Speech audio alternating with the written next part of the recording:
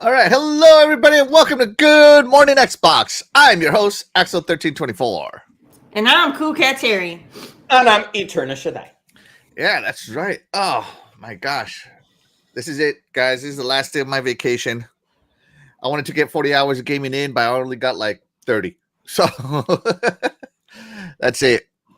It was technically not a vacation; it was a staycation. Oh my gosh, they opened the swimming pool. In my neighborhood yesterday, finally, for one day. And then they're shutting it down for a week again while they finish up a lot of the rest. It was so fun, so busy. And I got to swimming, and now my back hurts. I'm like, Jesus, man, I haven't worked out in a while, so my back hurts, which is a good thing, right? Like, it's not like hurting from like bones, it's hurting from muscles. So that's always good. Or maybe getting old. Yeah. You know, I don't heal like I used to. That's for sure.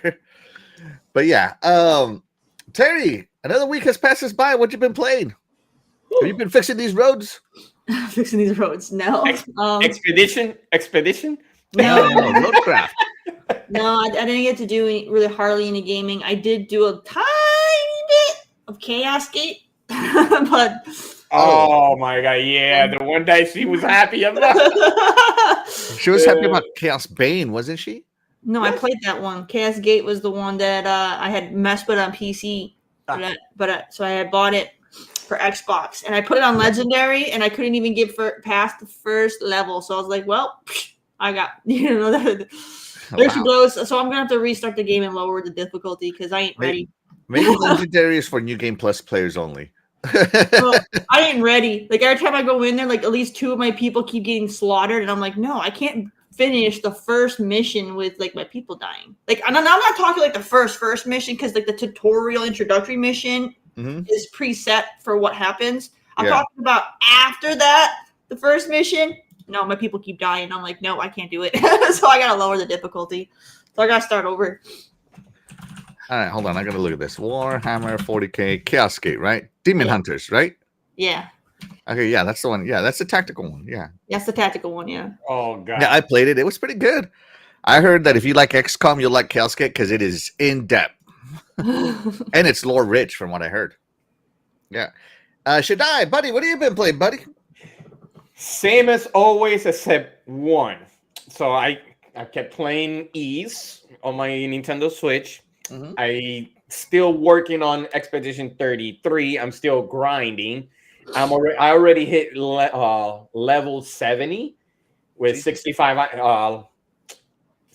hours. So right now I'm just trying to look as much as I can. So when I go to the paintress, I could put her black and white easily when I face her. So, Shaddai, you know that Expedition 33 is like a 30-hour game, right? Actually, no. If you want to go through the story, maybe. But I love to explore, so it's more than that. I see. And the third one would be, I started yesterday, BioShock Remastered. I miss that game. BioShock is one of those. I love it.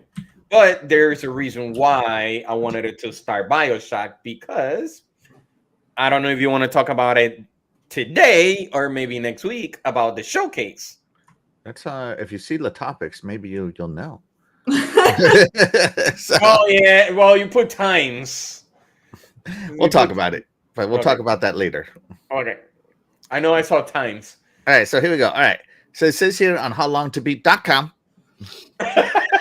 Okay. right?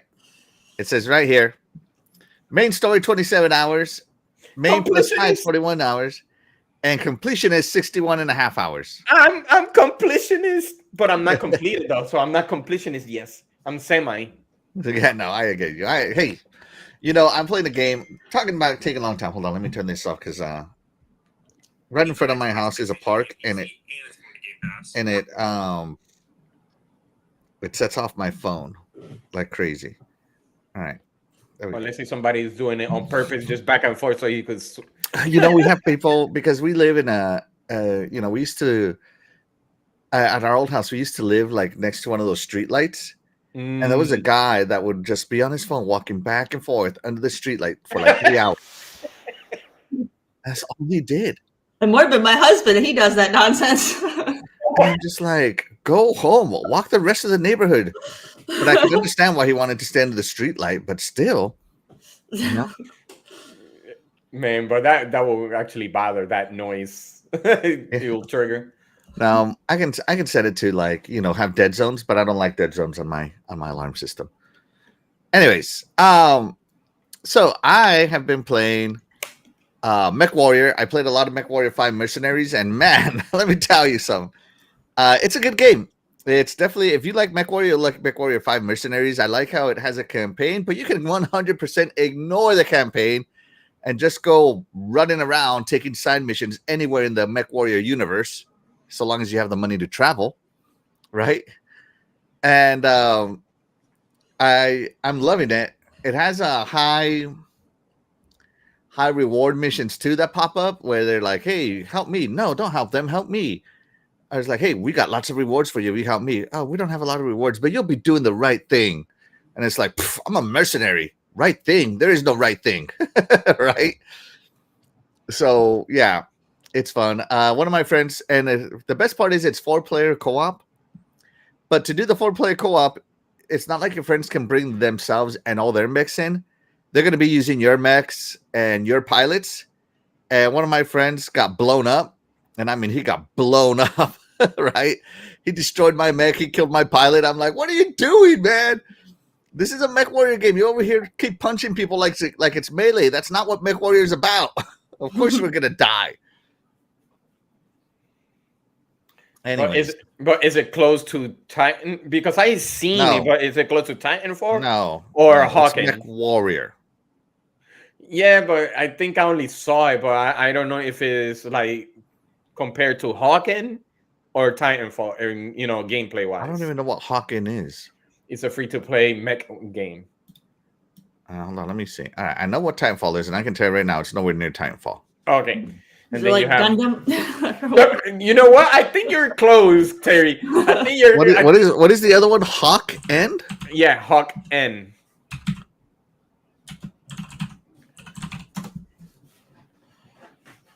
Hawken. Oh, it's Hawk End. Okay. Yeah. I'll watch it real quick.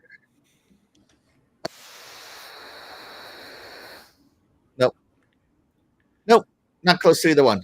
Okay, that's what I wanted to know. So I played Mech Warrior with my friends, had a blast. It's so much more fun. It's so much more fun with friends because you can actually communicate and you can do like side objects or you can do like different tactics, right? So like one of my friends, he loves being a sniper / artillery, so he just stays back and just snipes and artillery. While some of us with the bigger mechs go in and just get all the attention, right? Or like if we're doing like a mission that's like, hey, destroy this, they'll go in, get the attention of the mechs, and I'll come in with a really small, fast mech and just light everything up, destroy it, and leave. Like it's crazy. Get done with the mission in like under a minute, right? So it's so much more fun to do it that way because friends is the way to play. Because let me tell you something: the AI in Mech Warrior, when your friends aren't there, is stupid. Okay, this is the only thing bringing Mech Warrior 5 mercenaries down is the single player, and it makes you take. You have to take AI with you because you can't tank all the mechs firing at you, right? The AI is stupid. Okay, and they'll like no matter what you tell them to do, they'll get killed. It pisses me off. All it does is cost me money to have AI. But why you don't see it on the bright side? They're using themselves as a human shield. Oh no, And no, like, no! oh, They okay. get killed not because they're human shields, because they're stupid. So like, I'll have my artillery mech, and I'll be like, okay, shoot from here, and I'll walk away. My artillery mech is shooting from there, but then suddenly, a fast mech closes the distance on it, and instead of I don't know changing tactics, it just keeps shooting from there, and just keeps getting pummeled. Absolutely does not fight back the close range mech that's on him. And I'm in first person view. I'm not like an overworld view, and to micromanage these AIs is a pain in the butt. So yeah, the AI is stupid in that game. Surprised they haven't fixed it, but other than that, MechWarrior's been fun. And then I've been playing a lot of Unicorn Overlord still. I'm over 60 hours in. Completionist. I'm not a completionist on it. I'm just like, I don't know. Like, I'm loving the game. I like the little romances, and I'm trying to unlock them. So I spent 4 hours doing romances last time. So yeah, I don't know. It's a fun little game. I like it. I like it a lot. So it's fun. It's fun. And then it's so funny. I was watching romance videos, and one of the ladies that you can romance is your cousin. What? Yeah. What game What? is this? It's an old world game. I mean, inbreeding was the thing back in the day, right? Oh, it still exists today. So and it's so funny. So like you got and she's like one of the hottest girls in the game, right? And it's so funny. So like I saw this guy and like, oh, an S tier on this is this girl. So what? And she's like, what's that you're saying? No, what? She's not my cousin. What are you talking about? I'm not related to her. Like you're trying to deny her. It's so funny, man. It's so funny. So of course, just to get the funny dialogue out, I'm totally doing it because it gives completely uncomfortable dialogue between the two people because they're cousins.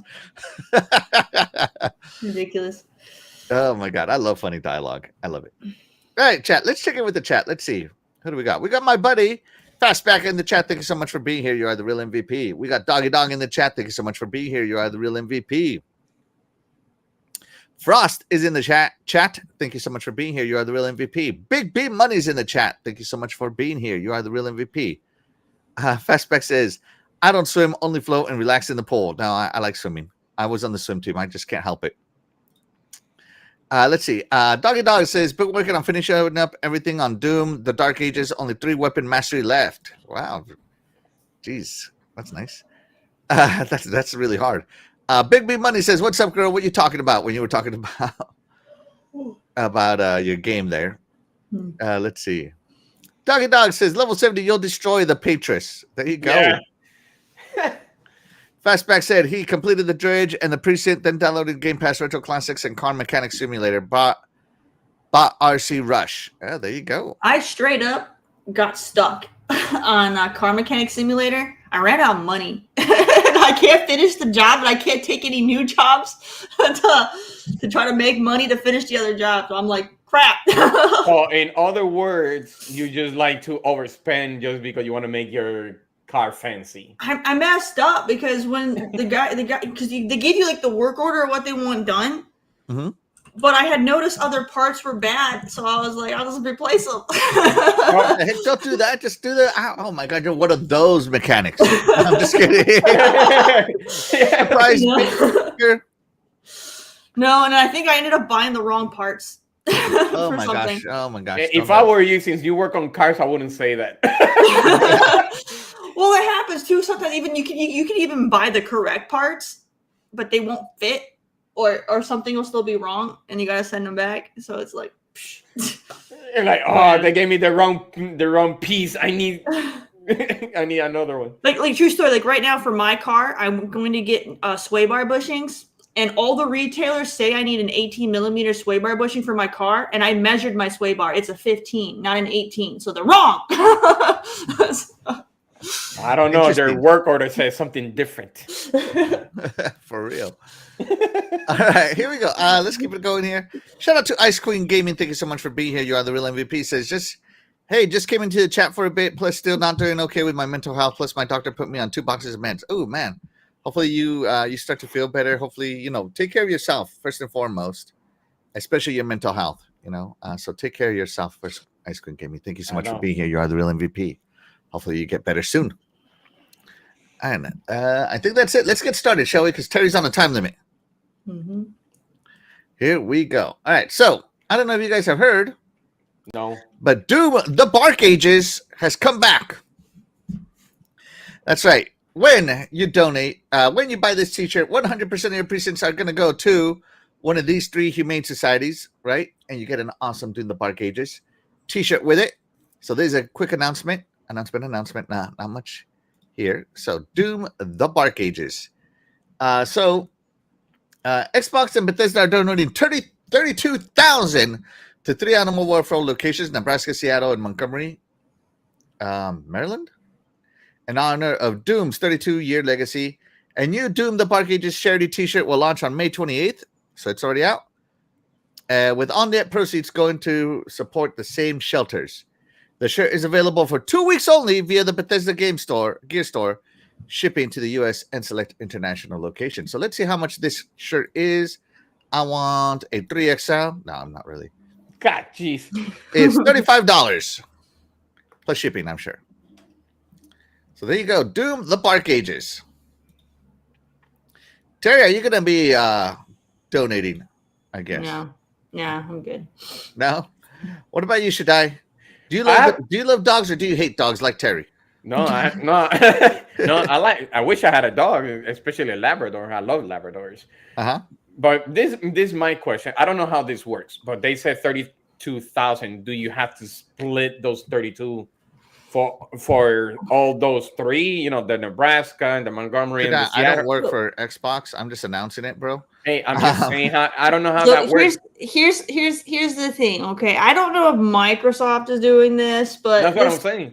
But like, when it comes to the donations for charity, when you go to like a store and they're like, hey, you want to round up to donate to these kids or to help, feed these pets or this or that or the other thing, right? So you're paying back the company. So the company already donated whatever they were going to donate to whoever they're donating to. So the money that you're giving isn't going to the charity. It's going to pay them back for their donations. You're just tax write-off, baby. Tax write-off. So yeah. So like, I don't like doing this donation stuff. I would if I wanted to do a donation, I would donate directly to the organization myself. Because when you go through like this chain where they're like the middleman, you're literally just paying them back. Like they already donated. You're just paying them back. So you're getting a t-shirt here instead of, because when you donate in the store, they're like, oh, we'll write your name on this piece of cardboard and post it up on like the Hershey's. wall. You remember like Hershey's always does that thing where you buy their candy bars and they donate like however much money or whatever for cancer. Like, no, they're not. You're paying Hershey's back. It's like, no, they're not. No, because the way I get a t-shirt, Terry. So you're right. They're already donating and they're also going with they're like, hey, we're gonna recover our money, but you get a t-shirt. Yeah, because the way I see it, they could have given more. It's the false pretense of what they're doing with the funds. Yes, you get the shirt, so you still get something out of it, but it's disingenuous saying that the proceeds are going to go to the thing. Like, no, they're not. They're paying you back for the proceeds you already gave them. It's like you're lying. So that means they get their pets. She is fired up on donations. I hate when people lie about charity, man. Like, I hate that. Like, don't say you're going to donate to charity if I give you this money when you already donated to charity and you're keeping my money. Don't do that. Let me ask, don't do that. Unless if they give them, dogs to their, to the company, they usually say, well, this dog, helps you, whatever it is to your health. No, this stuff agitates me. Just like breast cancer awareness. Don't give money to breast cancer awareness. Okay, you want to donate to causes that say breast cancer. What do they call it, for like anything where they're actually doing like the science to learn how to cure it. Like you don't do awareness, because all you're doing is giving them money so they can make more ribbons and shirts and stuff. It's for the awareness of it, so they can keep advertising. You're paying for the advertising of the stuff. It's just the awareness is all you're donating to. You're not donating to the actual cause for them to stop whatever cancer it is that they're claiming that they're promoting. Mm-hmm. It's all a scam. So anything that says awareness, it's the reason why they say awareness, because you're not helping find the cure. You're helping them keep people aware that this is a problem. But they're giving us aware that we actually Terry, donate it to them. Let me ask you something. Let me give you a scenario. Okay? So when I was young, I used to go to door selling candies to help kids in need. Right? Uh-huh. So I used to go around selling my M&Ms and my Hershey's and all that stuff. If I knocked on your door, would you buy candy from me? Because what if I personally knew the kid in need? I mean, if it's through like a school or whatever, then it probably still would do it. But like, I know that you're that. Oh no, I didn't go to a school. No, this is my own thing. This is you just doing it on your own. No, get out of here, you little scammer. You're starting young. Get out of here. I was helping a kid in need fund his trip to Disneyland. Oh yeah, that's just like all those teenagers that came up to my doorstep. Hey, if you buy these magazines, I can take a trip to Costa Rica. Get the hell out of here, kid. I ain't buying your dang magazines. I know you're a scammer. And by the way, that kid in need trying to fund his trip to Disneyland was me. Okay, I'm trying to go to Disneyland. Get out of here. True story, everybody. True story. It should have been more money, but okay. Let's check in with the chat, see what they got to say about this. Chat, let us know if you're going to be getting the park ages, okay? Let's see. Big B Money says, you're right, the shirt looks so good. Yeah, there you go. Fastback has no problem rounding up his bill. He's good with it. Yeah. Let me see here. The Big B Money says, y'all think people will pick this up in the Goodwill store? Possibly years down the line.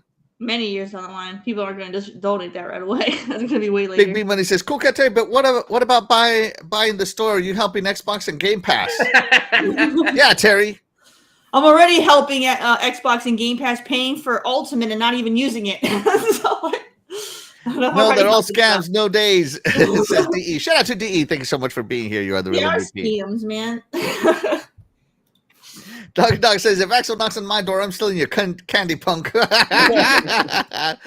Fastback says, I think I closed the door on you, Axel. No, come on, guys. I need to go to Disneyland. Help someone's dream come true. Anyways, I think it's a good thing. I mean, as Terry said, they're already donating. I just think it's cool that they're offering a t-shirt to commemorate it. Should have been more than that. For that amount, it should have been more than that. Oh my gosh. Even Boss Mod, even the channel mod, Ice Cream Gaming says, if Axel came to my door, I would take the candy. What? Come on, guys. DE, better start a GoFundMe. Yeah, GoFundMe to Disneyland. It's so funny. I used to watch this show on MTV called Boiling Points. I don't know if you ever saw it. No. Where this one's for you, Fastback. Where the cashier asks somebody, hey, they're paying for their stuff, and there's a picture of a kid donating, right? And he's like, hey, would you like to donate your change to charity? And the guy goes, sure. His change was like, he paid with a 50, so his change was like $20 and some change. So the guy put like all $20 and some change in the donation jar, right? And he goes, I thought you meant the change. And he goes, yeah, your change was $20 and something cents. And he goes, no, I thought you meant the change, like just the coins. He's like, no, I said the change, sir. And he's like, I'm going to get my money back. You're going to steal from charity? And as he's about to steal from the charity, a cop walks in. A guy dressed as a cop walks in. Like, you're going to steal from charity? And the cop's looking at him, you're stealing from charity? And it becomes this big old thing about him donating, right? His change. And the guy goes, I don't even know that kid. Who even is this kid? And the cashier goes, oh, that's a picture of me when I was a baby. And he goes, what? That is crazy. Oh, man, that show made me laugh so much. It's my favorite episode. I never forgot that donation episode. Like, it also reminds me of, like, Salvation Army, man. Like, Oh, I like the Salvation Army so much. So you know how like they always, they have like their bell ringers for Christmas, and whatnot. Like, oh man, I'm torn because so back when we were in college, my husband used to work for Comcast, right? Mm-hmm. And so he saw a lot of the business accounts and stuff like that. And Salvation Army was one of the business accounts. And he said that out of all of the major corporations that they, Comcast is in charge of, they had the most expensive phone system out of any of them. The most expensive phone system. Like not even like their phone bill. Like they went above and beyond. They had the most expensive phones that no other corporation was using. And I'm like, oh, so the ring bearer. So basically, when you're donating your money to Salvation Army, you're paying their phone bill. Gotcha. So I'm like, so I see the ring guys, and I'm like, no, I'm not paying your phone bill. And I keep walking. Hey, they need that bill. What happened if it breaks? They need to replace it somehow. I'm like, wow. I'm like, yeah. So I'm like, nah, can't. Yeah. The thing is, a cool catcher doesn't. And when you look at these nonprofits, you look at the people who own these nonprofits, and they get these huge like payouts all the time for themselves. Like they're freaking wealthy as heck. Like you work for a nonprofit, and it's like you're rolling in the dough. Like no. Yeah, I thought this was just gonna be fun. I didn't know Terry was gonna get so personal with it. I'm personal about it because I hate all these scams, man. When it comes to charity, like don't scam on charity. Like you're dirt to me if you're gonna lie about helping a charity or a good cause. In other words, Terry do not want to see nobody during Christmas Day ringing that bell because she's gonna take it down and toss it on the ground. Like you're scams, you scumbag. Got it. Got it. Man. I got it. There you go. He's got it. All right, let's move it along, shall we? All right, so first, before we move it along, I saw Game On Jesse jump in the chat. Thank you so much for being here. You are the real MVP. Appreciate you, buddy. So, Big B Money says, I say you're not paying my phone bill, Cool Cat Terry. Like Soja Boy who? Dude, if I'm not gonna help pay Salvation Army's phone bill, I ain't paying nobody's phone bill. Like nope. All right, so let's move it along. So if you remember last week, we talked about Randy Pitchfork's oh god, foot in the mouth, right? Event, where he basically said you're poor, and if you want to pay this much money for this game, you'll find a way. That game being Borderlands 4, and who knows, maybe it will be worth $80. You never know. But he continued, right? Good old Randy writing essays. So this is going to take a little while. So he says, this platform is wild. A few years ago, I saw a video of a cat messing with a crab. The cat was pawing at it, and the crab pinched the cat's claw, and the cat just launched itself into the atmosphere. It was insane. The video made you feel everything that dark humor makes you feel in the strongest possible way. So I retweeted the video, and by the time I look at Twitter again a day later, there were hundreds of people spending the intervening time arguing about how horrible person I must be. They contrived that I must have enjoyed the cat's discomfort from the crab pinch, and that they invented this idea that I therefore must probably wish harm and suffering to all animals, and that I should probably be murdered along with my family because of it. Wow. Now, apparently, because I quote tweeted an AI group fever dream of insanity, I must have been fooled with it, which is, by the way, the worst crime imaginable. So he's basically talking about how everything is terrible, right? But good old Anthony Mirage goes, I saw something crazy too. A CEO of Gearbox Software made players feel bad and alienated them for not wanting to pay $80 for his game. This platform is wild. Right? So they're not letting it go. So he starts talking about a cat, but good old gamers, we never forget. The internet never forgets, should I? Yeah. So here is his 500-word essay. And no, I'm not kidding. Because PC Gamer took the time to count this. And it was over 500 words. Right? So dang. So we're not going to read 500 words. Unless Terry wants to read these 500 words. Instead, we're going to read the Cliff Notes. Gronk, where you at? Summarize. Hold on, it's summarizing. Here we go. This is just as long.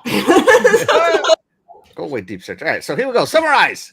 Randy Pitch for Gearbox CEO responds to backlash over his earlier comment that real fans would pay $80 for Borderlands 4, clarifying he meant fans would see value in the game despite industry-wide price increases driven by rising price developing costs, which have surged 30% as per 2025 Global Growth Insight report, right? He acknowledges miscommunication, noting the phrase real fans alienated players amid growing frustration with game pricing, especially after Mario Kart World launched at $80 on the Switch 2, reflecting a broader trend of price hikes in gaming. Pitchfork emphasizes his intent to entertain, not exploit fans, but his apology is met with skepticism, as many, like Anthony Mirage, accuse him of gaslighting by shifting blame onto players rather than addressing their valid economic concerns. So there you go. Gronk summarized it. Terry, if you want to read it, we'll go back to it, right? Let me hold on. Let me make sure I don't hit the wrong button here. Okay, good. Okay. There we go. Okay. So there you go. Summarized. Terry, what do you think? What do I think of for the summary? I mean, you can read it. I mean, I don't know. I mean, I already said that, what he said wasn't wrong. He just didn't have tact. But what he said, wasn't wrong. I agree, the real fans will pay for that. And there's always even people who don't have money are still going to find ways to spend it on, frivolous things. We all do it. So, like charities. Yeah, like charities that don't actually get the money. But I don't know. There isn't really anything really to say. It doesn't matter really how he tries to backpedal or anything like that, because in the end it don't matter. People are still gonna buy it, and the people who aren't gonna buy it aren't gonna buy it. Whatever, dude. I don't see why people are getting all worked up over it. I'm worked up over it, Terry. I'm just kidding. All right, what are you going? What do you think? He says on here, hold on. There's someone, whatever, been trying to add some happiness, again, business. I can't find it. He said something to the thing that, like, the actual contest was a guy replied to a post about Borderlands 4 on the Switch 2, was warning me that if prices end up being $80, the game will fail. What I was trying to do was explain that it wasn't my call, but if a $10 price increase does happen, since that's obviously where the industry is going, it will be okay, and that Borderlands 4 will be okay, because it's a great game, and there are a lot of fans who will see the value and want it. I think my trying to shorthand that using the phrase "real fans" triggered some people, and I saw that it got inflated as if I was making some big statement. I wasn't. So there you go. What do you think, Shaddai? The way I think is the CEO. He's a CEO. He knows what's going on. He's got lots of money. Yes, he does. He's no matter what happened, he's still gonna get that money anyways. He's a CEO, and that's his specialty right there. How to make money. Other than that, he's trying to manipulate like the people's disconcern about $80. But I thought personally that the customers are always right, because that's supposed to be the business. Vote with your wallet, everybody. I hate that mantra. Oh man, I hate that. Yeah, but yeah, Terry, I understand that. But I hate it. But look, yeah, but at the same time, it actually works, because look what happened at Battlefront 2.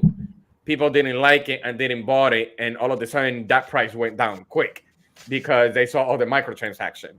It works in some cases, but in other cases, the customer just takes advantage and screws you over. So you know what I mean? But I take advantage. She's got money. But yeah, I understand where you're coming from. But like this one, he could say that's his project. That's Borderlands 4. But at the same time, we already know that he did the same thing with Borderlands 3, and it was crap. The pre-sequel, whatever, handsome pre-sequel, it was crap. And Of course, his job is to hype it up. But at the same time, we could end up having a cyberpunk situation that he said is good, but it's crap. What are you gonna say? So they've also changed ownership between 3 and 4, so it could be different. So. And that's why he kept saying, and I know he didn't mention it, which he was trying to play with people's feelings. Oh, we're giving for free Tiny Tina's Wonderland on Epic Games, just to trying to brush it off real quickly. We're gonna give it for free 4 times, he wrote it. So you pretty much playing with people's emotions right there, especially financial situations. And that's not the right thing. That literally not the right thing. He is actually manipulating consumers right there. I don't think so. People are gonna, if people want something, they're gonna buy it. That's the end of it. It literally is. If they made like Final Fantasy VII, like the new version, they put it on Xbox. They said the Xbox version was going to be $100. I guarantee people are still going to pay that because they want it that bad. There's going to be lots of people that would still pay it. Yeah, so but me, and the ones that buy it will make up for the loss of those that didn't. Okay, the only game that I could say that is worth maybe the money, because whatever they said, it actually back up from that, is GTA.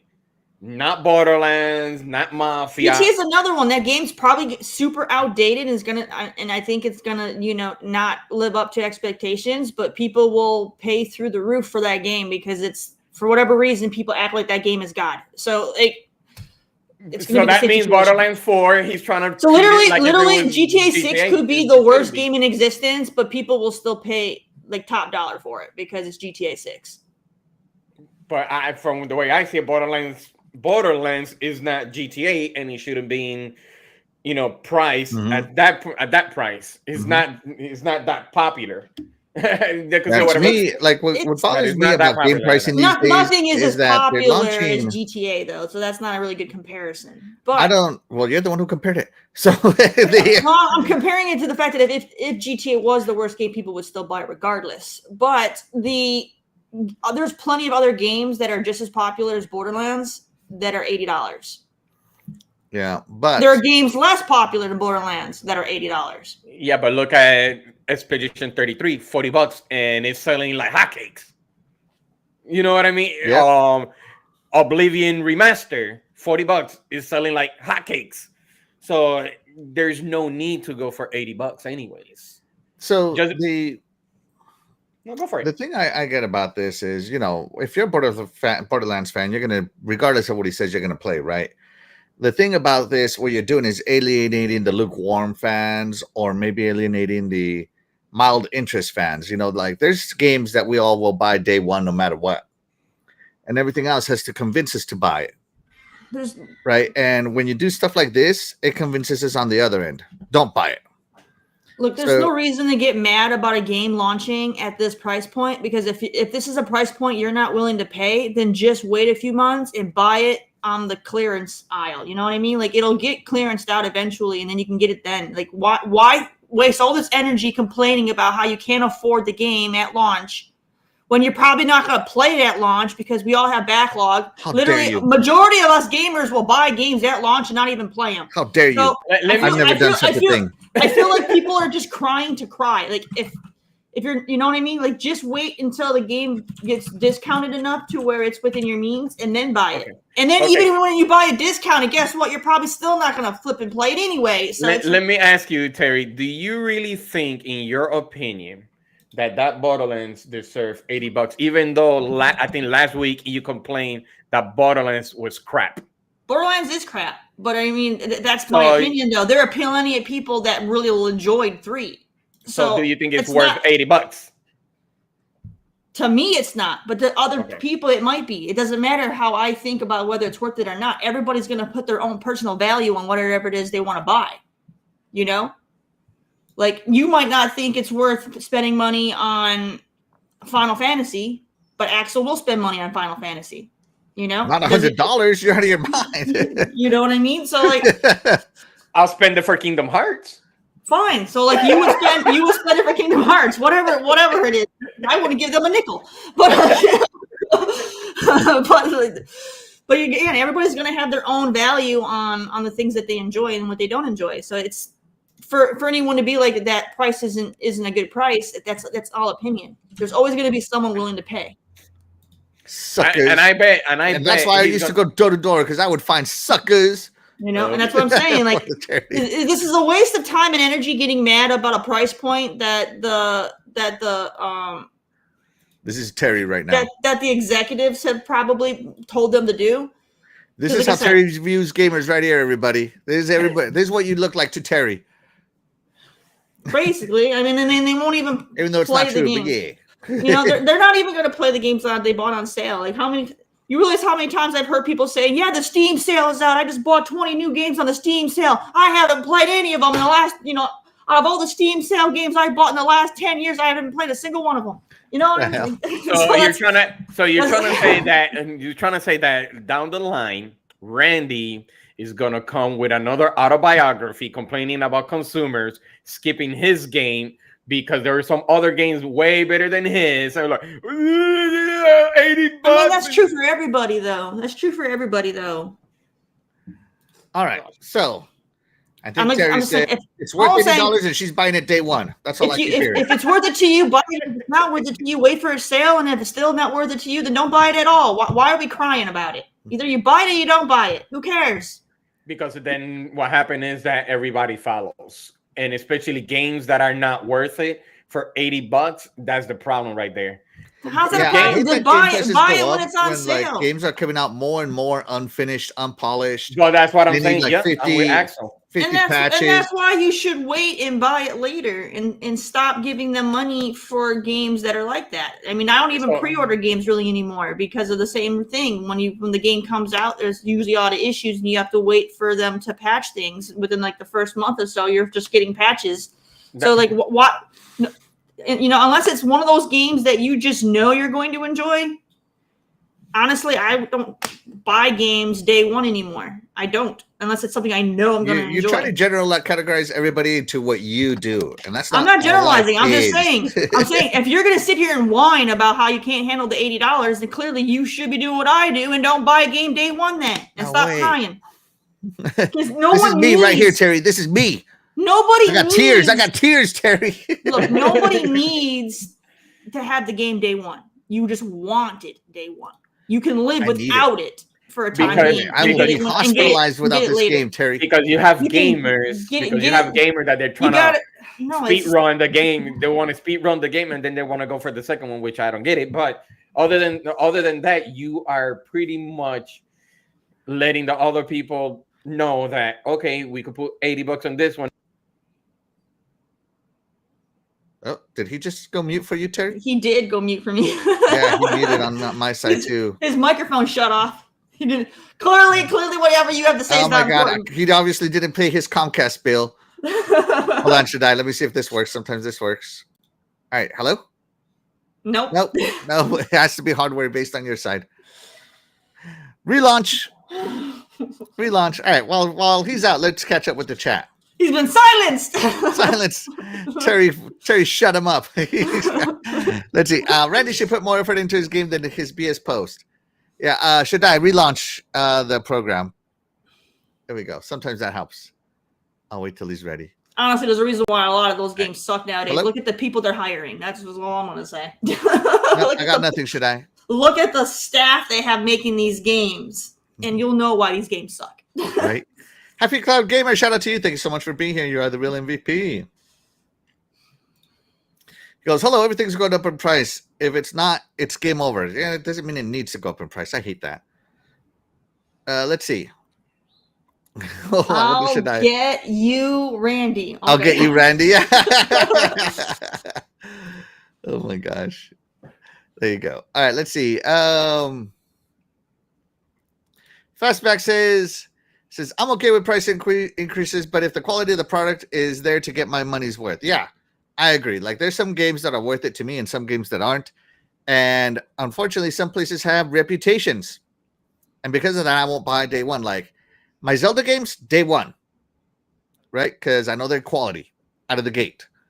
But other games, I'm like, oh wait, I'm good. So yeah.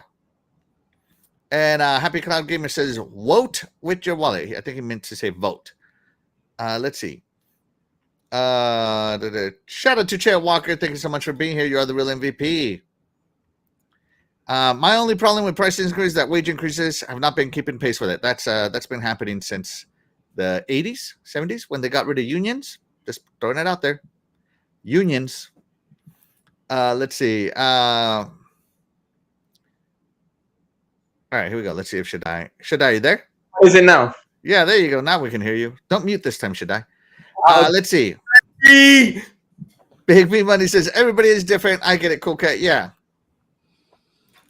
If I were Happy Clown Gamer says, if I were a CEO for Borderlands, I don't care about people who don't play Borderlands from the start. I care about my fans, and they will pay for the game if it was 100 USD. Oh, there you go. So, yeah, that is true. Maybe he said real fans because he doesn't care about you not fans. Let's see. VGC just said people can fly has canceled. Yeah, I saw that. Let's see.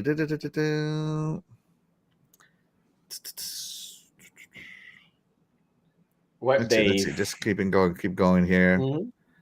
Keep going. Trying to find everything. Shout out to Web Dave. Thank you so much for being here. You are the real MVP. Appreciate you. Let's see. And hit that like button. Absolutely, please, everybody. Yes.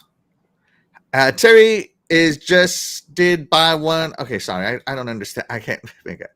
Let's see. Wacko Game says, are you Summer Showcase prediction today? Maybe we'll make a couple of Summer Showcase comments. Let's see. Lydia Sarmiento, shout out to you. Thank you so much for being here. You are the real MVP. Says, greetings. Good morning to y'all. Blessings. Yes, thank you so much. All right, and we are caught up. All right, Shaddai, you were saying? Oh, no, I said Web Dave. Okay. All right, then. We're good. Other than that, Randy, damn you. All right. All I think he's doing with this is alienating the lukewarm fans. People who might have wanted to check out Borderlands aren't going to check it out anymore. Because, people hate being insulted. Nah, they'll still buy it. So, yeah, but when you have a CEO like that... I'll buy it when it's $2 10 years from now. Fine, you still bought it. You know what I mean? $2. But now, and that's the other thing, too. A lot of times people will complain about the cost of something is too high, but they still buy it anyway. You said then you whine about how I'm not buying it for that price, and then as soon as it comes out, they buy it anyway. So I'm like, yeah, so you're a hypocrite. Got it. I'll get it, big points. So a lot of people do that nonsense. They just want to whine to whine. I get it by Bing points. Bing points. There you go. Yeah, no, I think Borderlands has a great aesthetic on it. Borderlands 2 was good, but yeah, that's where I'll leave it. All right, let's move it along, shall we? Because Terry only has about an hour left. All right, Terry, you only got 1 hour left to keep ranting. All right, here we go. So far we got the charity rant and we got the pay $80 rant. Let's move it along. Let's see. And I'm just messing with you, Terry. I'm just messing with you. Here we go. EA cancels the Black Panther game. So if you remember, it got leaked that EA was working on a Black Panther game, which everybody was super hyped about, right? I wasn't. I was. Right? Everybody, Terry. I said everybody.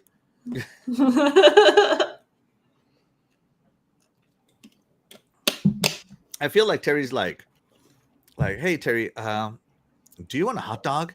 And she'll be like, no, I want a hamburger. And then the next time it's like, hey, Terry, do you want a hamburger? She's like, no, I want a hot dog. Let's see. Cliffhanger Games and the single-player Black Panther project were announced less than 2 years ago, so it was announced officially. The bloodletting continues at EA, which has confirmed an IGN report that Black Panther game announced in 2023 has been canceled. Developer Cliffhanger Games is also being closed as a result of the cancellation. And separately, EA also making other layoffs across some of its other teams, although the number of people being put out of work is unknown. The cancellation of Black Panther game was related to employees in an email, was relayed to employees in an email sent by EA Entertainment and Technology President Laura. We're just going to go with Laura, okay? Oh, it's not Lara? No, that's Laura. That's Laura. Yep. According to the report, Laura said in the email that the decision to halt the project and shutter the studio was necessary to quote unquote sharpen our focus and put our creative energy behind the most significant growth opportunities. FIFA, sports game, microtransactions. That means Battlefield, The Sims, Skate, Apex Legends, Mills said. Although EA will also continue to work on the Iron Man game announced in 2022 and the new Star Wars Jedi game in development and the next Mass Effect game. So there you go. There you go. These decisions are hard, Mail wrote in the email. They affect people we've worked with, learned from, and shared real moments with. We're doing everything we can to support them, including finding opportunities within EA where we've had success helping people land in new roles. The end of the Black Panther game and shutdown of Cliffhanger, which again was founded less than 2 years ago, comes less than a month after EA laid off between 300 to 400 employees and canceled 2 incubation projects. That happened just 3 months after the company made significant cuts at BioWare following the failure of Dragon Age The Veilguard to meet sales expectations. So EA, being good old EA, closing everything. What do you guys think? I mean, if you're not delivering, get rid of them. That's all I can say. Oh my God, Heartless. Heartless. All right, Terry. It's Terry Miel. Look, I work in offices, and I can tell you firsthand, most people that work in the office are not productive. They waste a lot of time and a lot of money. So get rid of them. Oh my gosh. Get rid of them. You'll have wild. You can have 10 people in the office, only 1 or 2 of them are probably working. So. She is wild today. Crazy today, guys. Crazy today. Remember, she's against the clock. That's why she's doing this as quickly as possible. Dude, I sit there and I just do my work, and all I do is I see everybody else just standing around talking to each other. And then when they're done talking to one person, they go and talk to somebody else for 30 minutes. And then you go talk to somebody else. And it's like, dude, you guys didn't do any work today. Fire them all. Maybe they need you to finish your work before they can do their work, you know? No, my work's not related to their work. All right, so Terry works at EA and he says fire them all. Yep, fire them all. Fire them all. All right. Shadai, what do you think? I think it sucks that the game got canceled. That's what I care about. I don't care. Layoffs happen so often nowadays that it's hard to feel for it because it's almost every week I read reports of layoffs. Right. So I'm not saying that these layoffs aren't bad. They are bad, but I just can't cover the layoffs every week. I'm mostly focused today on the cancellation of the Black Panther game. That sucks. When's the last time you saw Black Panther in a video game? Marvel's Adventures, maybe? Lego? I don't know. Lego. Oh, Lego Black Panther? Marvel Rivals? No, didn't they have like the Lego Avengers? And wasn't he in there? I don't know. I don't know. I don't know. When's the last time we saw Black Panther in a video game? Was he in Marvel's Adventures? I want to say he was in Marvel's Adventures, wasn't he? I don't know.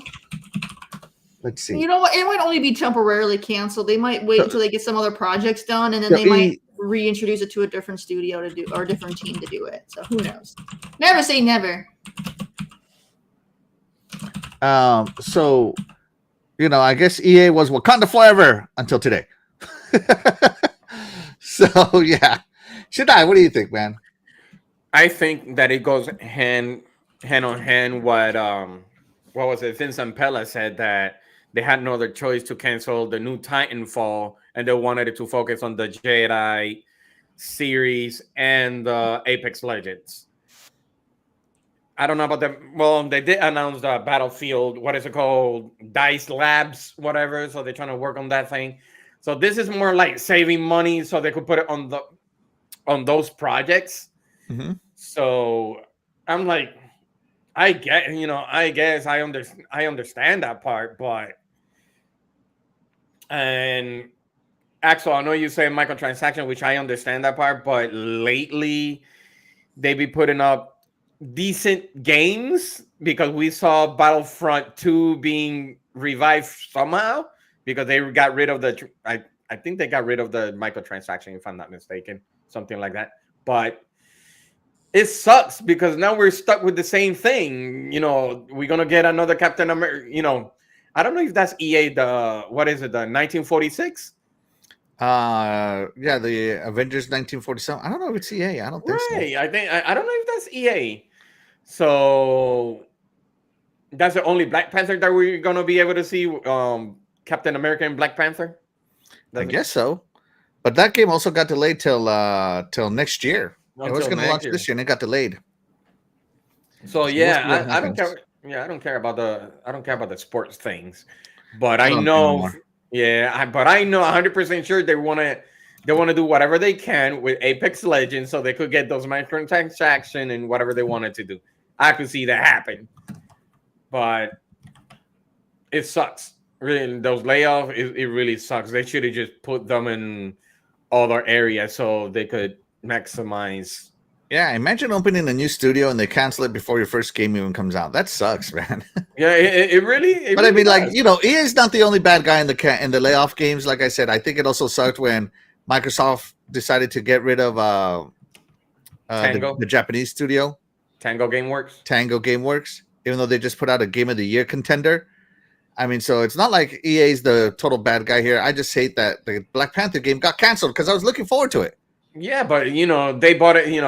I was gonna be like Wakanda forever, man. Wakanda forever. But they gained money back because when they sold it to Kraft, and I know they got money back. So your 1943 Rise of Hydra is being developed by Skydance and published by Plyon. Oh, okay. Skydance just go down? I thought they just did. Let me look. Well, then your game might not come out either. Skydance New Media. All right. Yeah, let's see. Something happened to Skydance. I remember that too. Anyways, yeah, I'm sad that we're not getting a Black Panther game because I totally would dig a Black Panther game. Me too. It's always the same thing. It's more grounded than some of the other superhero games. I feel like Black Panther would be like a less detective-y Batman game. It would be more action. I think this is more. It could have been probably towards Spider-Man. Yeah, I would have seen. Yeah, so I was totally looking forward to that. Why do we have to get stuck with the same thing, Captain America and Spider-Man? There's some others. The money, man. There's the money. Who cares? Black Panther would have been the money too. According to the Marvel lore, he is the money. Yeah, can't mess with T'Challa. That's right.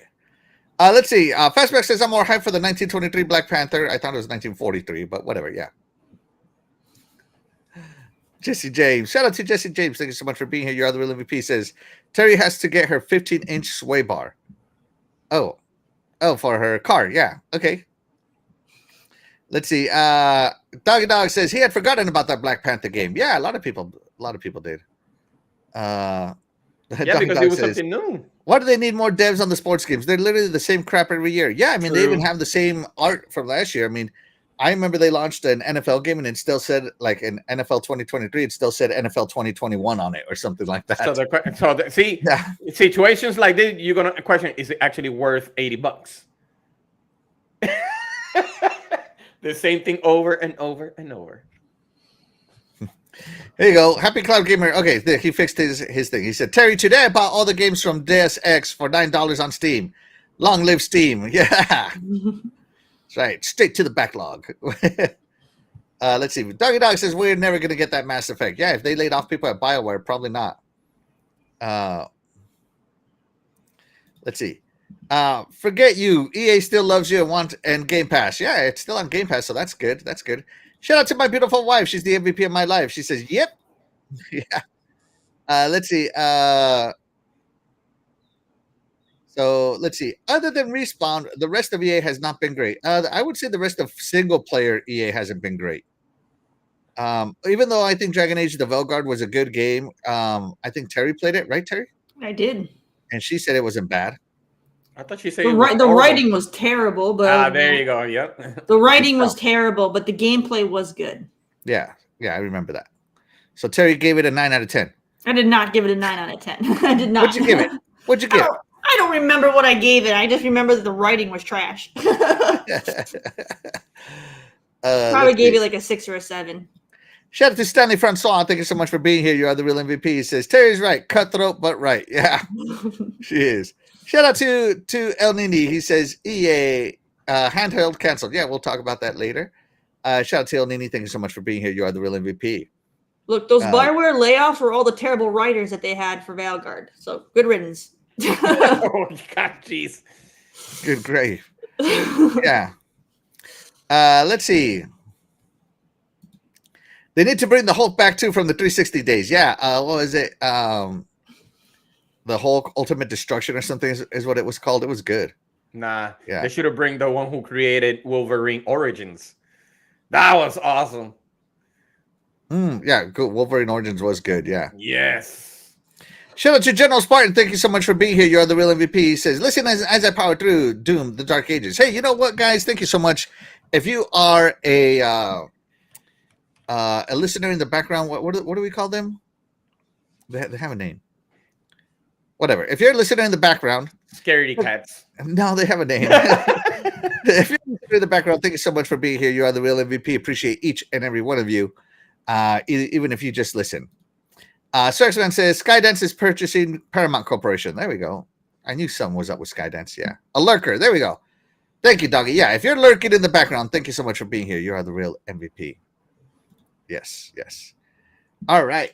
So anybody else got anything to say about the Black Panther game being canceled? No. But your X-Men Origin Wolverine game was Raven Software and Activision. Mm-hmm. So get them. That's right. I need it on Game Pass. And by the way, this gameplay of Marvel's Adventures Black Panther is from Mike and Fire. He does a lot of long plays, and be sure to check him out. I always like to give credit to the people I put on screen. So let's see. Speaking of which, all right, that's going to do it for the announcements. Let's get into the meat and potatoes, shall we, Terry?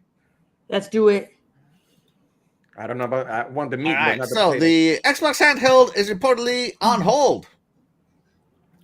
Let me close all these because there's a lot on here. Here we go. All right. So the Xbox first-party handheld is now on hold.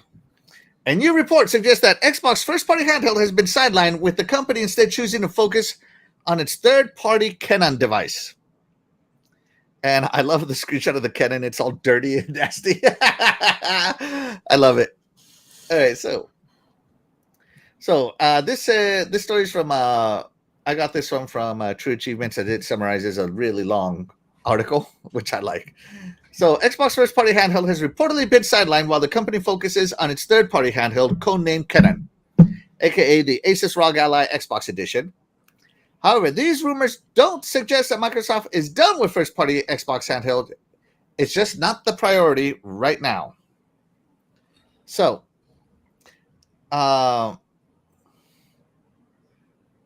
all pretty excited to be able to play the best Xbox games on a handheld device that works just as well, if not better, than the Steam Deck. Unfortunately, it doesn't sound like it's going to happen anytime soon, at least not with Xbox games being played natively on the device. Dang it! Dang you! All right. And of course, here's the alleged picture of Project Canon. Kenan. Kenan. It looks to be like Kenan. Kenna. I call it Kenan. Kenan. No, it was Kenan and then Kel later. Yeah, Kenan and Kel. Instead, Microsoft will first be bringing us its secretive Canon handheld, a third-party device being developed with Asus. That's according to Jess Corden of Windows Central, who says Microsoft is working hard on Canon and its next-gen Xbox, but the first-party handheld is taking a backseat for now. Canon is rumored to have targeted a release window of 2025, so it makes sense for all parties to double down on development. After all, the Steam Deck is dominating the handheld PC market for ease of use and increasingly great compatibility with most games. Other third-party competitors, such as Asus's own ROG Ally, also run Windows 11, so it would make sense if Microsoft feeling on edge about being out of the game, so to speak.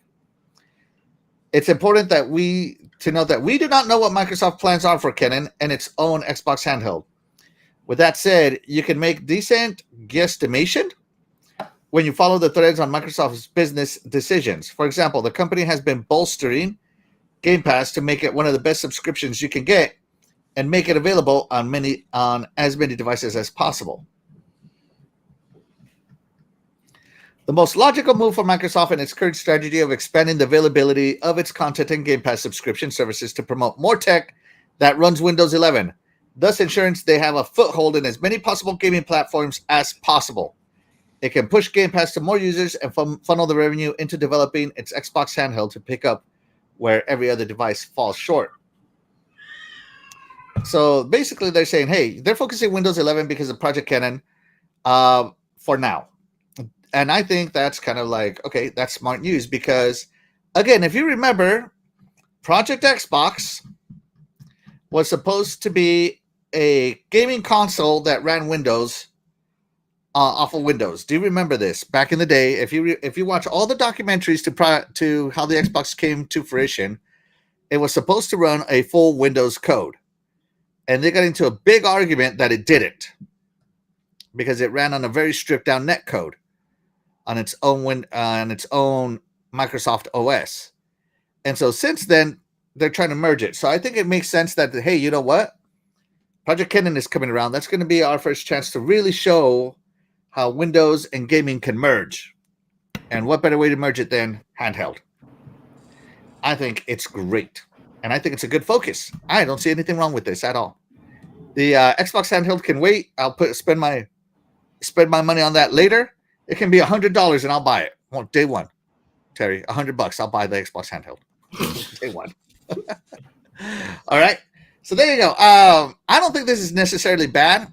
I think there's a good move. Focus on getting Windows better because the more devices that can run Xbox games natively, the more market penetration you're going to have naturally. I think there's a good move. And yeah, because I know a lot of people are like, I've heard people loading SteamOS onto their Asus or their whatevers because SteamOS just runs well. Mm-hmm. I've also seen people install Windows, full versions of Windows onto their Jesus Christ, it just escaped me. The Steam handheld, the Steam Deck. I've also seen people install Windows onto their Steam Deck. So I mean, it goes both ways. It seems like gamers were an undecided group, everybody. So yeah, Terry, what do you think about this move? Do you think it's good or bad for your Xbox handheld dreams? I have zero Xbox handheld dreams, so I don't care about the handheld, whether they make it or don't make it. I'm not going to own one. I don't care about it. I really think they should just go third party, though. Just put their operating system on somebody else's handheld and save the money on the R&D. But, they'll do whatever they want to do. Blasphemy. Oh, my God. I know. Listen to this girl. Jesus Christ. No first-party devices. I think BMW just needs to give all this it's just like tools. It's just like tools, okay? One company makes all the tools, and then they sell it to all the different companies to put their brand on it. It's the same. Absolutely agree. Tool. That's why I think every BMW should be a Ford. Just do that. Just put this. Just rebrand it as an Xbox handheld, and it can actually be a ROG Ally or something. I couldn't care less.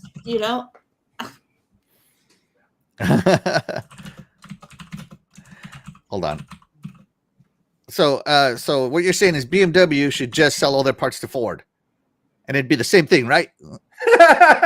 Be the same thing, Terry. It's funny because I think there's Audi parts all over a Lamborghini. There's Ford parts on Lamborghini. Yeah, baby. Mm-hmm. It's the same thing. It is the same thing. The exact same thing. Shadai, what do you think? I said it before, and I said it again. Microsoft just should forget about this because they're coming like really late to the handheld party. I said, and now we're seeing what I said before. This is not their part. The only king that it comes to being portable is Nintendo. They know what they're doing. Sorry to say, but it is what it is. Right now, before people that were questioning about is Microsoft is going to create VR, and then it happened that they don't need it. They don't need it. And look at now. Now is the portable. Yes, we do see this one. Is the same thing with what is it called? Keystone. It was shelved again. You know what I mean? And this one is becoming shelved again. So what are we doing now? They are not. Yeah, this is not for them. Box was shelved. Yeah, you're right, Shadai. Yeah, so they're going shelved. Yeah, so it's like, okay, we are prototyping this, but this is not for us. Shelf. Might as well say, you know what? This is not our field. The portable is not our field. I don't care if it's ROG Ally, whatever. They, they already have Game Pass into that anyways. So they really do not need it. They just need to focus on whatever console hybrid they have, and whatever else they want to work on. But this is not their field. They're right now wasting money just because they wanted to. No, I'm gonna keep saying it. This is not their field. Just leave portable alone. This is not your field. Leave it like that. Oh, how lost you are, my child. How am I lost? Because you're talking like an old man. No, because it's like, hey, actions speak by themselves. You're like the parents. You're like my parents who thought they would never need to learn how to use a computer. And look at him now. Hey, it's like what I just said, which you agree with me. Keystone was made, is being shelved. This one is created, a prototype is being shelved.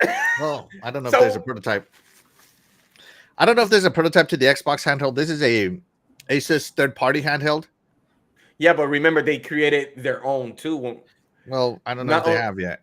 I haven't seen any pictures of it. No, they're not gonna post it. I know I read it somewhere, and I can't remember. Yeah, and I know that it does exist. I've heard that it does exist.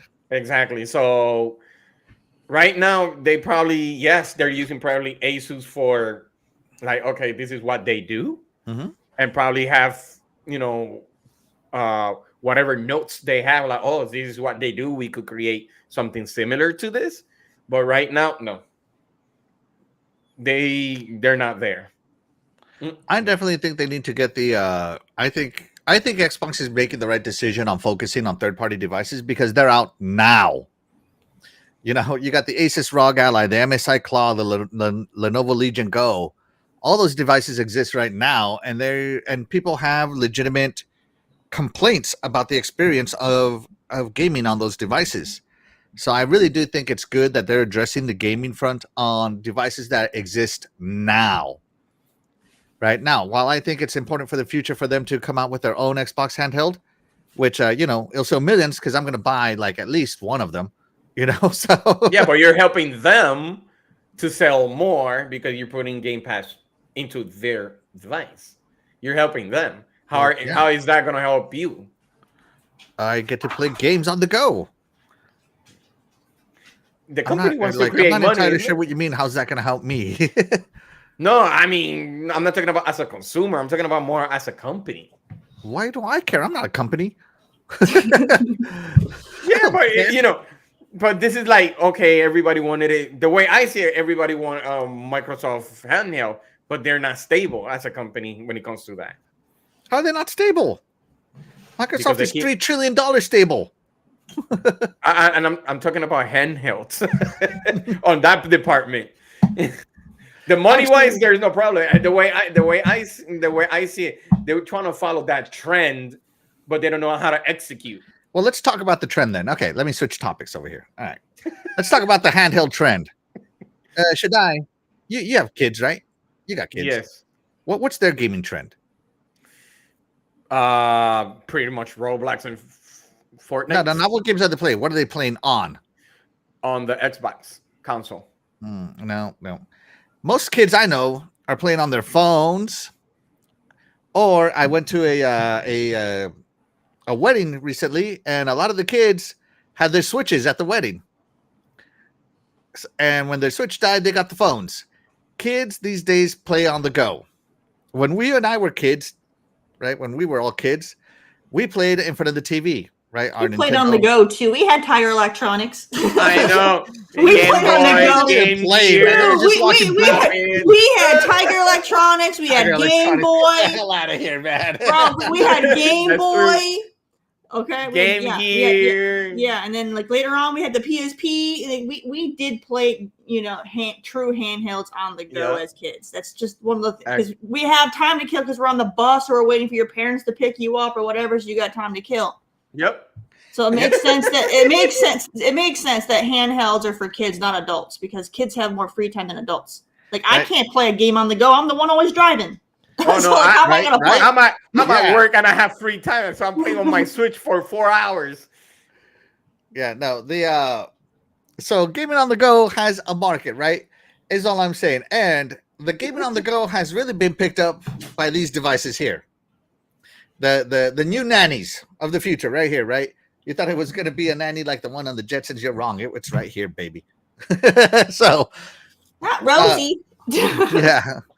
So, kids play on the go, and it's just the way it is, And I think it's an important market for any gaming company to invest in. Like PlayStation used to have the PSP and the PS Vita and all this other stuff. They used to be in it, and they got out. Dumb move. And anybody telling me that, oh, what about the PlayStation Portal?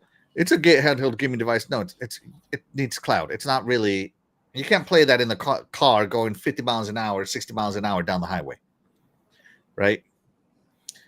So that's not really a real portable device, in my opinion, right? So the real portable devices right now are the Switch and the computers. The Asus ROG Allies, the MSI Claw, the Lenovo Legion Go's. Those are the real, and the Steam Deck players in the portable market right now. And yeah, Steam Deck did come out. They made a successful device with Steam OS. I think it's great. My friend has it. She loves it. So yeah, I think it's important for every gaming company to give their customers more access to their games or to their storefront, if you will. So I think it's good that Microsoft is like, oh, you know what? We own Windows 11. Now that Steam OS is open source and these guys like the ROG Ally Steam OS edition can come out. Before that happens, let's fix Windows 11 integration in it. So, they're a bit late. As you said, Shaddai, they are late. Mm-hmm. But I don't want them to get out. I don't want them to get out like they did from Windows Phone, because I thought Windows Phone was awesome and they got out way too early. But that's my opinion. I think they need to stay in it, and I think it's a good thing that they're focusing on the third-party devices, personally. Because the more people have access to the Game Pass store, the better, in my opinion, including the young ones who want the portable devices. And the older ones like me, The older ones like me that will definitely pay $100 for these day one, 100%. Yeah, no, I'm so excited for my new Switch. I'm not gonna lie, but yeah. So I think that's a good decision, because it is the way the market is trending, and kids don't want consoles anymore. They want to play everywhere.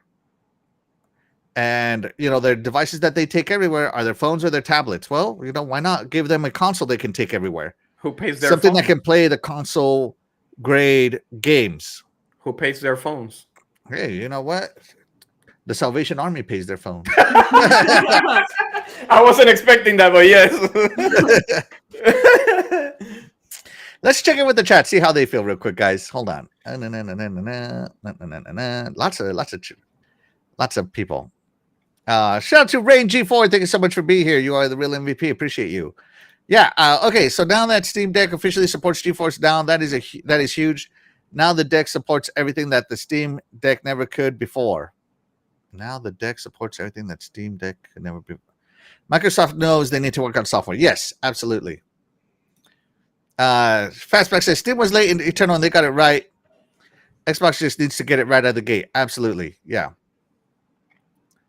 Yeah.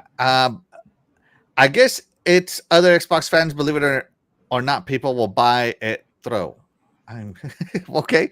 Thank you so much for that comment. Appreciate it. Let's see. Glinzer, shout out to Glinzer, says if Microsoft published games were exclusive, this handheld would be a big deal. I don't think so, because like Steam Deck doesn't really have exclusives. Does it? I mean, it has like 4 or 5 exclusives, and that's it. And most people don't play those games exclusively. So, yeah. Rain G4, goal is to have Game Pass everywhere. Yeah, absolutely. Everywhere. If they can make Windows better for gaming, that is where they focus should be. Yeah, I definitely agree with you. I mean, because this not only benefits the handheld gamer, it also benefits the PC gamer. If they can make Windows more gaming centric, I think that'd be great. Let's see. I would buy an Xbox Switch like device that I can see replacing the Series S next gen. Yeah, absolutely. But remember, he said that he wants to reach 3 billion gamers. Yeah, he does want to reach 3 billion gamers, right? Yeah. Happy Cloud Gamer says, yeah, my kids play Minecraft on the phone. Yeah, absolutely. Kids play on the go. That's just the way it is. When my niece and nephew were here, my niece just stayed glued to her phone.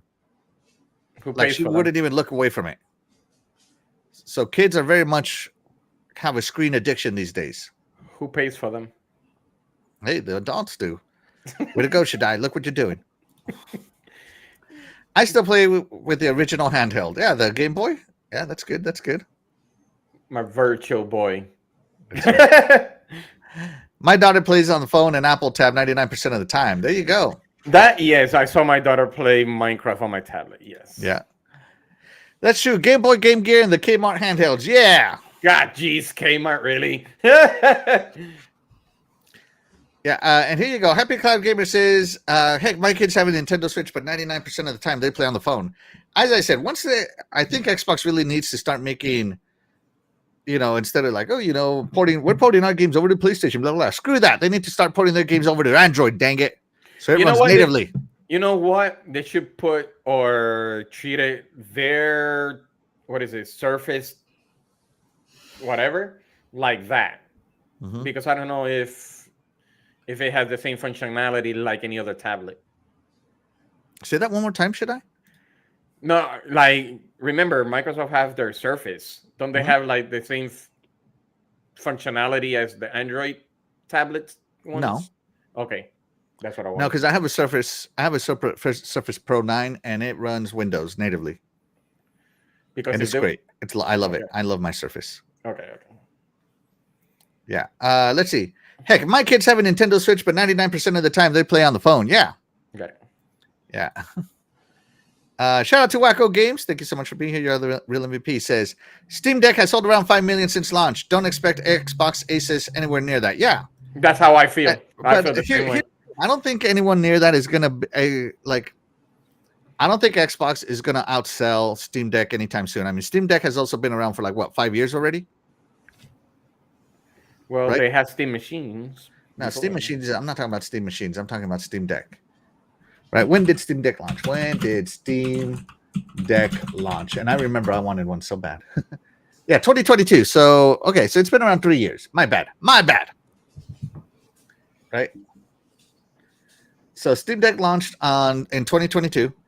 And so, to do 5 million units sold in that short of time, that's pretty good. And I don't think Xbox themselves, their handheld, is going to sell 5 million units. But hey, you know what? Xbox handheld plus Asus handheld plus, MSI's handhelds plus Lenovo's handheld all together, they're going to sell. They're going to sell altogether probably more than 5 million. And Xbox will reach that 3 billion gamers worldwide like they want to. Because you know what? Once they make Windows OS on there, they're going to, whatever Asia comes out with, because they just run on a different gear than we do here. Whatever Asia comes out with, it's going to be phenomenal. And it's going to sell like crazy over there. And I'm hoping that Xbox is part of it. So shout out to RWK88. Thank you so much for being here. You are the real MVP. Appreciate you. Good morning. There's more of that, reaching 3 billion gamers front. 3 billion handheld gamers. Yeah. Terry, anything else? Nope. All right, let's see. Terry, we asked the chat how they feel about this. All right. Is focusing on Windows 11 gaming instead of the handheld a good move for Xbox? 53% said yes, focus on third-party devices. 30%, I'm not a handheld gamer. And 15% said no, focus on the first-party devices. There you go. So that was how the chat feels about this topic. Should I anything else to say on the topic? No. All right. Speaking of Game Pass, Yoshida had some words for Game Pass. Oh, God. Oh, yes. You already know what's coming. I feel like these first Randy and now Yoshida. Now Yoshida. All right, let's see. Let's see the Xbox hate coming. Yoshida warns subscription services could become dangerous for developers. So let's see. Here we go. Former PlayStation boss and indie advocate Shuhei Yoshida, I'm just going to go with Yoshida, believes the rise and potential dominance of subscription services like Game Pass could become dangerous for developers eager to push the envelope. Speaking to game developer at Gamescom Latam, I don't know what that stands for. Latin America. Okay. The industry veteran explained subscription services are great if you're allowed inside the walled garden. The concern he suggests is that as they inevitably expand on a bedrock of first-party titles, it will become harder for third-party studios and indies to cross that divide. So if the only way for people to play games is through subscriptions, that's really dangerous because what type of games can be created will be dictated by the owner of the subscription services, he says. That's really risky because there must always be fresh new ideas tried by small developers that create the next wave of development. But if big companies dictate what games can be created, I don't think that will advance the industry. Right? So he's comparing this to like the current TV model. Right? So Netflix used to be great because Netflix used to get content from everybody, from ABC, from Disney, from Paramount, from Universal, from Sony, from everybody, remember? Mm-hmm. And then now, Netflix, what you see mostly on Netflix is Netflix first party because, Universal, they have their own streaming service, Paramount Plus, Disney has their own Disney Plus. Everybody got their own streaming services. And now that third party, access to that first party service is gone. Everybody wants exclusives to their services because streaming is now the main way to watch entertainment. So it's kind of not wrong, I think, because Netflix used to be a lot better than it is now, in my opinion. Back in the day when we got shows from everybody. But now all we get is Netflix shows on Netflix, right? Or shows that are only viewable on Netflix. But very good, though. No, well, I'm not saying they're bad. I'm just saying that, this is what he's talking about, but in gaming terms, right? I understand. Yeah. And so let's see. Yoshida believes Sony delivered a healthier subscription model. Let's see what he has to say. Discussing Xbox Game Pass and how Microsoft has evolved the platform by adding more first-party titles while also regaining on its initial pledge to bring every single Xbox Game Studio project to the surface on day one. Yoshida said the company might have bitten off more than it could chew. While not acknowledging his own bias as a former PlayStation exec, Yoshida suggested Sony's take on the subscription model through PlayStation Plus, which has seen the company make major first-party titles available to subscribers, but only after a traditional premium release, was perhaps healthier. So let's see. I believe the way Sony approached subscriptions is healthier. Not to overpromise and to allow people to spend money to buy the new games, he added. After a couple of years, there won't be many people willing to buy those games at the initial price. So they'll be added to the subscription service, and there'll be more people to try those products in time for the next game in the franchise to come out. Interesting take. Okay. Let's see what else he had to say. Although he feels Microsoft might have made an initial misstep with that day one pledge, Yoshida says the company has excelled in other areas. He described Microsoft's approach to backwards compatibility, which saw the company make it possible for Xbox Series X and S owners to play thousands of original Xbox 360 and Xbox One titles, as a smart and very well planned. Okay, that's backwards compatibility. They must have put a lot of engineering effort in to achieve what they have done. Yeah. So let's see. Microsoft wasn't the only company to receive plaudits during our chat. Yoshida also took the time to praise Nintendo for slapping two controllers on the Switch and the Switch 2 to enable multiplayer functionality straight out of the box. That's so smart, he said. It's in their DNA to cater to the needs of family and friends. Okay. So let's go back to here. So he's saying that Sony's subscription model is healthier because, you got to pay for the game full price first. And then it comes to the subscription services. So it's very much like Game Pass Core, right? Right, Shadai? You're a Game Pass Core subscriber. Agree. You don't get day one, right? Agree. Yeah. Sounds like it exists. But we got Game Pass Ultimate for a premium price. You get day one access. So, and it's not like Xbox is saying, you know what, if you own an Xbox, the only way to play games is through Game Pass. No more. You're not allowed to buy the game outright anymore. So I feel like, you know, him comparing Game Pass to the TV model is not good. It's not great to me. Like, he's mixing two things together. He's over here doing FUD. Fear, uncertainty, doubt. Mm-hmm. So I don't think it's a good approach to what he said. I don't know. I think it's totally corporate speak, like, oh, you know, your model sucks, our model's better. That's Right? how I see it. Yeah.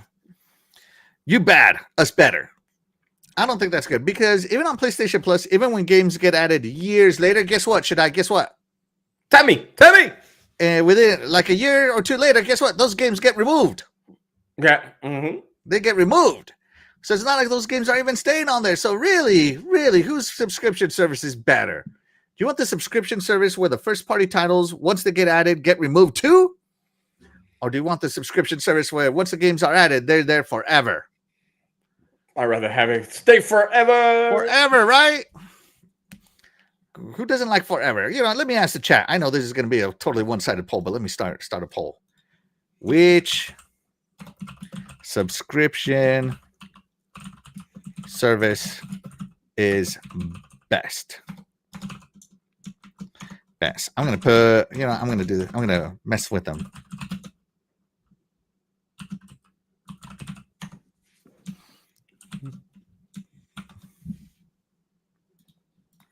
Hold on. Let me see.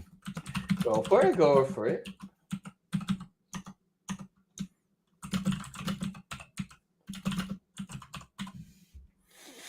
There we go. Let's see what the chat has to say. Let us know what you think is better. Let's see. All right. No. But you know what's funny about this? Which it's common sense is going to centralize about this. First, Jim Ryan says that Call of Duty being in the Game Pass would kill them. Right, it will kill them. Correct. Mm-hmm. Then he's gone. Then Yoshi P gets removed, and he's saying the other part. Well, the problem with the subscription is because then after that they could manipulate how you want to pay them, how you want it to run it, because that is your service. Mm-hmm. And like you said, like a TV type. It's funny is like you say, ours is better, yours is bad. But this is the thing. It's funny. How can you say like that? So like right there, I believe the way Sony's approach is healthier. That's the same approach that Microsoft did. So if you're complaining that they're making a risky thing, Sony is doing the same thing because they're trying to follow suit. The only thing that is making it different is because Microsoft decided to put first party into their services. They didn't. That's what makes it so different. But they are following the same model as Xbox. So that means that Microsoft, they did correct. Whether you want to say, we don't have first party, Sony does not have first party included, but they're still following, like you asked me, is the core, is the same thing. So I don't know what is he saying. I don't know what he's talking about right now, but we're just enjoying what they're offering us on the Xbox side. It's always a game all the time, but like you said, Axel, Netflix had everything until they decided to, Disney pull out every Marvel to put it into their services. They're still the same thing. Microsoft have Game Pass, but then you have, EA Origins, and they still have Ubisoft Plus and all that. So that means even though they put it on the Game Pass, it's still going to end up on the Ubisoft Plus or EA Origins. They still do that. So I don't know where he's coming from. They could still do that. Mm-hmm. I really don't get what Yoshi is saying. The only thing that I could see is you pretty much praising the company that you work for. You're just complaining just to complain. Yeah, I don't. The manipulating thing is kind of like maybe yes, because it's my service, and they'll say, well, you know what, it's worth this much. That one, yeah, no, I could see that. Mm-hmm. But other than that, the service is not bad. He knows that the service is not bad. Well, he knows that. Everybody knows that. Yeah, he knows that. So, I asked AI to tell me who was better. Oh, but what the Grok said.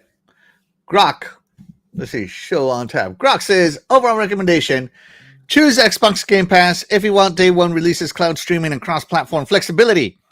It's pricier, but the value shines if you play a lot of new games or use multiple devices. The inclusion of EA Play and perks adds to its appeal, especially in a climate where players are wary of spending $80 on a single game. Choose PlayStation Plus Premium Unleaded if you're a fan of PlayStation exclusive, love retro games, or want more budget-friendly option. It's a better deal financially, but you'll miss out day one releases and some accessibility issues. My take, if I had to pick, I'd lean towards Xbox Game Pass Ultimate in 2025. The day one releases and cloud streaming are hard to beat, especially when the gaming community, as seen on in the X thread, is frustrated with high game prices. Paying $80 for a single game like Borderlands 4 feels risky. Oh, God. For it. Oh, he got to bring that up. Grok is out there. Wow. For a fraction of the cost of the subscription. That said, if you're deeply tied to PlayStation's ecosystem or love classics, PS Plus Premium is still a stronger contender. So there you go. Because, you got a lot of choices. That's true. Yeah. You got a lot of old choices there. But you know what? You also got accessibility to old choices on backwards compatibility. And a lot of first party of that backwards compatibility is on Game Pass. So I think this was just like financial guy just being like, oh man, there's me a question. I gotta talk up my service while downplaying their service, even though their service is superior. It's superior. I just don't see, like, I'm just trying to think, why would I subscribe to PlayStation Premium Plus? I can't think of a single reason why I would choose it over Game Pass. Because I just can't think of one. Because they don't have no cloud services. Well, cloud services does. I'm not going to pay for cloud if I don't need to. I mean, but you are a cloud person. You always said it. I am, and I love that my cloud saves come with me. But that's because I have accessibility to my Game Pass on multiple devices. If I subscribe to PlayStation Premium, I don't have access to my PlayStation stuff on other devices other than the stupid portal. Why would I care about cloud saves? Like it doesn't make sense. Like it's not enough for me. But that's what I'm saying is because it's not to trying to bash it. It's just this is more like analyzing thing. Sony with PlayStation, they're so limited because they could only offer you a console and a portable device. That's the only thing that they have. They used to have a phone with Ericsson. They used to have a computer with Vio. You know what I mean? So if they would have kept on working on those devices back in the day, whatever, then I could say, you know what? They already given us the console, the portable, the phone, and the computer. Then I'll say, you know what? They're versatile. But they don't. They cancel two. So now the only thing that they offer is two things. And they're not that great. Yeah, I don't think it's that great. They're not. Let's speak it with the chat. Not only that, and their security sucks. For real. Shout out to CookerMan69. Thank you so much for being here. You're the real MVP. Appreciate you. Yeah. Yoshida retired. Where's his comment on PlayStation Now? Yeah, it's dead. It's dead. It's dead, Fastback. It's dead. Chair Walker says Yoshida is worried that Game Pass may force Sony to follow similar model, meaning games hitting the service day and date, which will hurt Sony's financial in the short term. It's funny because in PlayStation Plus, you never used to get first-party games in there ever until Game Pass came around. Not for nothing, but when they announce, when people say if Sony would have put the first party in their system, I think they would have sold more because their library is more extensive than Xbox. Yeah, look, I'm saying if they got day one, if their subscription service was like Game Pass, I'd subscribe. Me too. That's what I'm saying. I would, but I'm trying to think of why I would choose it over anything else. And I don't play online, and PlayStation's not my primary console. But like, if I was a PlayStation gamer, I would subscribe to the cheapest model available. But not only that, it's like I said too. Imagine if they would have day and date for their first party. The only thing that they will kill them is because they don't have it like Xbox. They have it on the Rogue Ally. I don't know if they're gonna do that. If they would have that model, they would probably say no. Shout out to Sin. Thank you so much for being here. You are the real MVP. Appreciate you. He says, howdy, folks, and fellow Gray Bears. Hey, what's up? What's up? What's up? What's up? Gray? What? Happy the Cloud Gamer says, I like Shuya Yoshida, but I think we have no choice. And I think that it's not like the movie industry. Okay, yeah. Let's see. It depends, but we do see it that a lot of people are having a lot of subscription, gaming subscriptions. Like I said, we have EA Play and Ubisoft Plus. Can you read this one? Should I? Xbox Game Pass is Netflix, Disney. Holy jeez. PlayStation is like Pluto. That's bad. But a chow. Oh, shots fired. Oh, PlayStation is like Pluto streaming service. You're trying to say that the low end.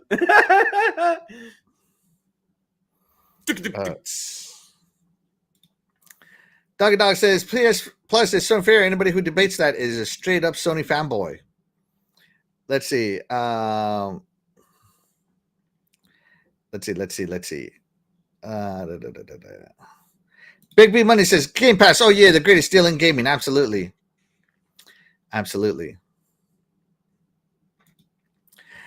They all know Game Pass is the best. That's why they want it to fail. Kind of like great sports teams. Yeah, that is true. Mm-hmm.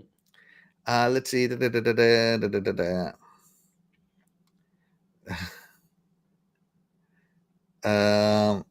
Yeah, Sony just started putting games on PC. Yeah, they've got to follow the king of gaming, Microsoft. Yeah, but geez, they have to manipulate with their account. You can't have it here. That's bad. So yeah. Oh my gosh. Shout out to Cheese is Nasty. Thank you so much for being here. You are the real MVP. He says, I just got done beating the 7th Night Lord in Elden Ring Night Reign. Unlocked the last one. Amazing game. I don't agree with Yoshida. I'm surprised he said that. Yeah, me too. And they following Xbox, service model is funny. He just funny. Mm-hmm. And let's see. And I think that's it. I think we're all cut up. Oh, shout out to Cougar Man for acknowledging me as the tribal chief of Xbox. Thank you so much. Appreciate you, buddy.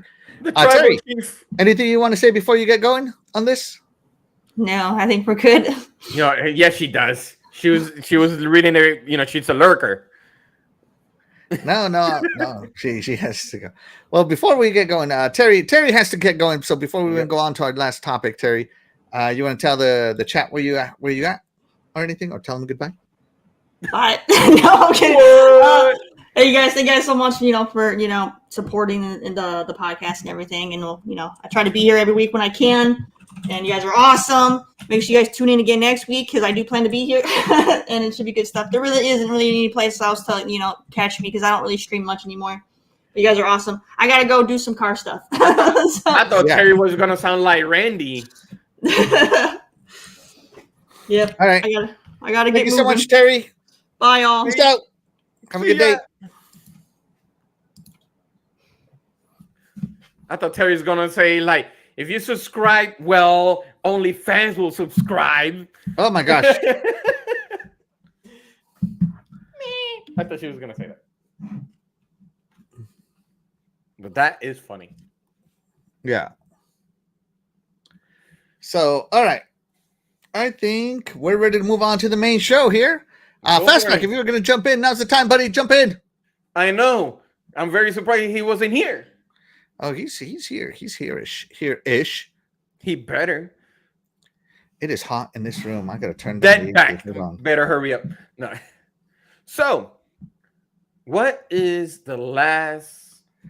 Yeah, our last topic of the day. Well, before the last topic, really quick. Oh, sorry, I had a poll before the last topic. Oh, God. Today we had a poll. Do the honor. Yeah. Okay, which subscription service is best? 51% said the Steam service. Oh, sorry, wrong thing. Xbox Game Pass, 51%. With 41% Nintendo Online, 6% said I don't sub to any, and 0% said PlayStation Plus.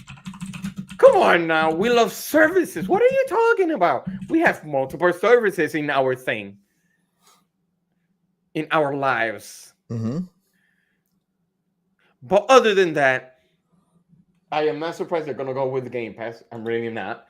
I'm very surprised with Nintendo Online 41, even though they're trying to charge you left and right for everything, which I don't understand why. But other than that, Axel, we could bring that up before we go to the last one. Yes, we heard that. Who was it? The Castle Studio. The shutdown. The people can fly. Yes. Yeah. Yes. Yeah, people could fly. Cancel 2 games. And yeah, but the thing is that the more layoffs, the more questioning we're gonna have, knowing that they work on Gears E-Day with the coalition. It is really sad, yes, because we already know it's a financial thing and whatever the case may be. But I wouldn't be surprised. I know. But at the same time, that means I wouldn't be surprised if people can fly Outriders too. And that one got canceled. Oh, I liked Outriders. I don't care what anybody says. I had a good time playing that game. I never got a chance to play it. Oh. Never. I was curious, but there's some other games that actually kind of overtook my time compared to that one. Sorry, like I said, I went swimming. I'm still tired. Oh, no, that's fine. Should I'll be right back in a minute, okay? No, go right ahead. Entertain the chat, please. No, I will try. Other than that, people, I hope everybody's doing great. Remember to press the like button and share this. I really do appreciate it. But other than that, I really do feel sorry for people that have been affected by the layoffs, especially People Can Fly. And we just heard that the cancellation, what we talked earlier with the cancellation of the Black Panther, which I was looking forward to it. But chat, I have a question for you guys. I think the last topic before Axel gets here is pretty much about the prediction of the showcase. I'm not going to say much, but I'm really curious for what is your prediction for the Xbox showcase? And also, of course, we're going to have the Keeley Summer Game, game showcase, whatever he has. So I'm very curious, and I'm going to look at the chat to see what are you expecting? All right, where are we at? What are we talking about? Because my question to them was that I feel sorry for the people that have been affected, since we talked about that with the cancellation of Black Panther. But since our last subject or topic would be the Xbox showcase and the Keeley Summer case. But I am not gonna say is included in the last topic. yeah, no, it is, but I'm not gonna say anything because I wanted it to see pretty much the chat what they're gonna say because I wasn't gonna say anything. I'm just curious what are they gonna say. So Happy Cloud Gamer said upgrade the X Cloud. I'm still skeptical about that. The X Cloud, I'm really skeptical. I'm really skeptical. Because at my job, I remember I used it at my job, but where I work, the metal sucks the whole signal. The metal into their what is it like their storage, it sucks the heck out of the signal. So for me, xCloud is a no for me. Yes, I know, doggy. Geoff is something else. Big money. Xbox getting knotted out or getting out of the park with Xbox Game Pass.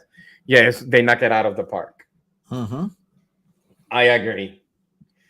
Absolutely. Let me interrupt you for a minute. No, go ahead. All right. Fastback, whenever you can, jump in, buddy. He's coming. He's coming. Oh, okay. No, Rain G4 says, Cool Cat Terry is a beautiful woman. She sure is. Her husband is very lucky to have her. Yep. Absolutely. She sure is.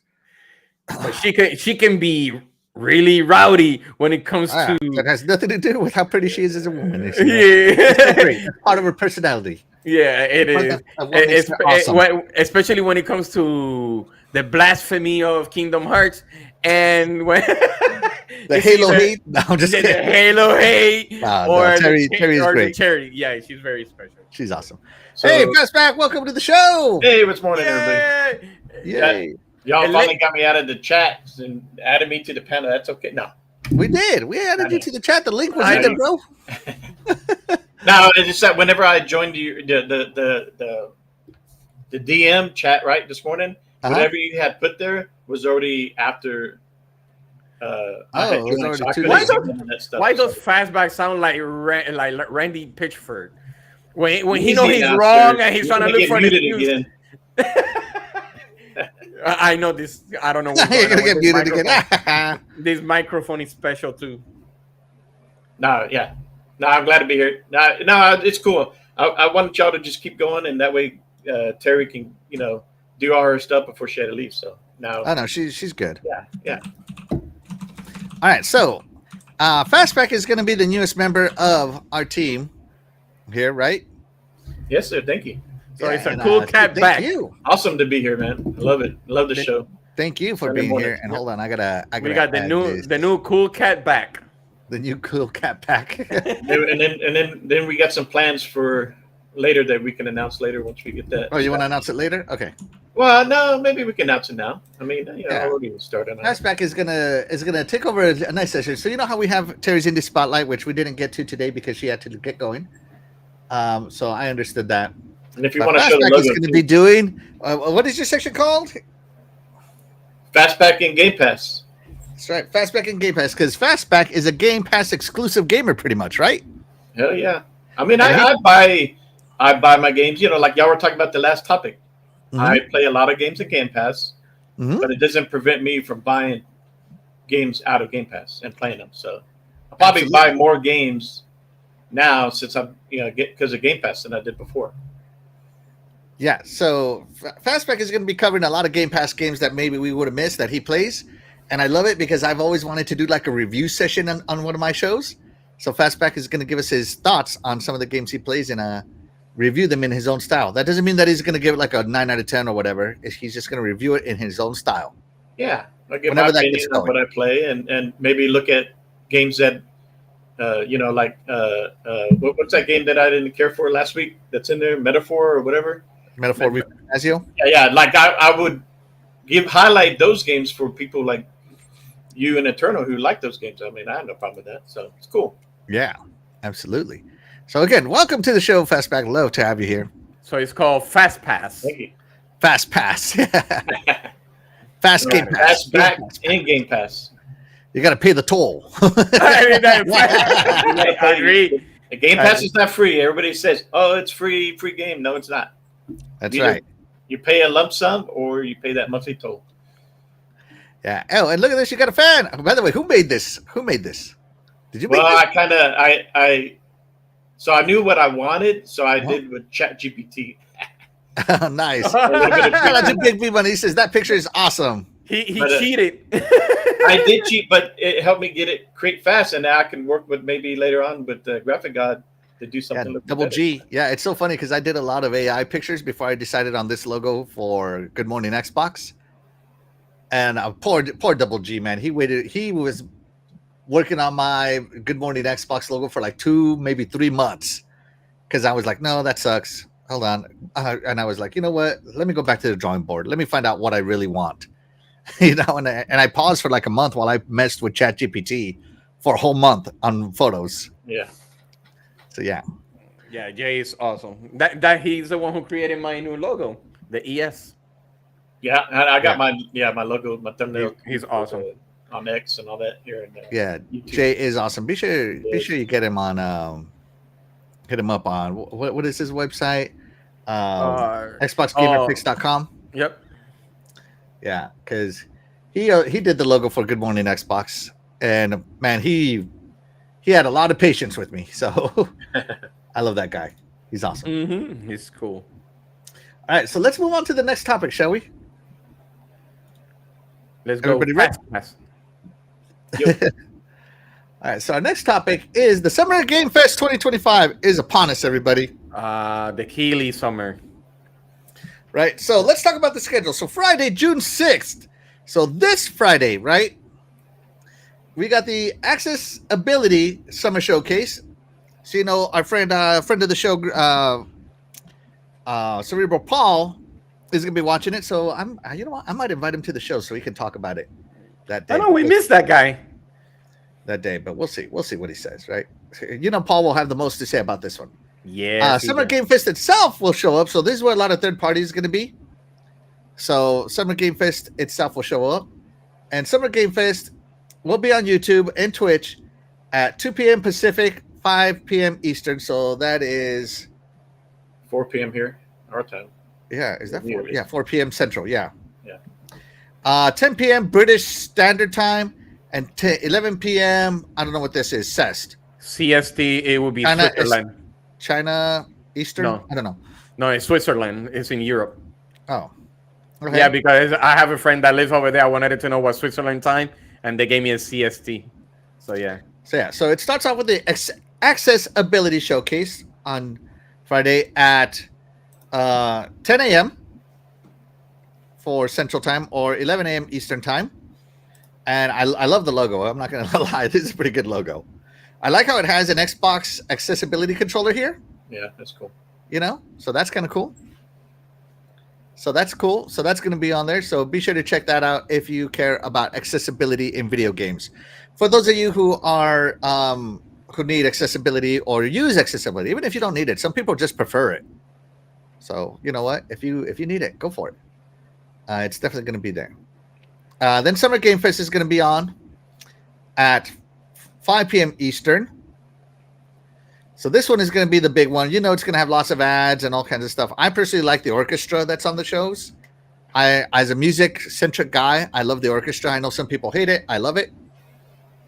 So I will be checking this out. Are you going to watch this, Shadai or Fastback? Yes. Yeah, I'll be checking it out. Because that's where we get some crazy surprises that we weren't expecting. So, and this thing is probably going to be going while my show, Good Morning, our Iconic Video Games, is on. So it might still be running because, you know, it could be a 3-hour show.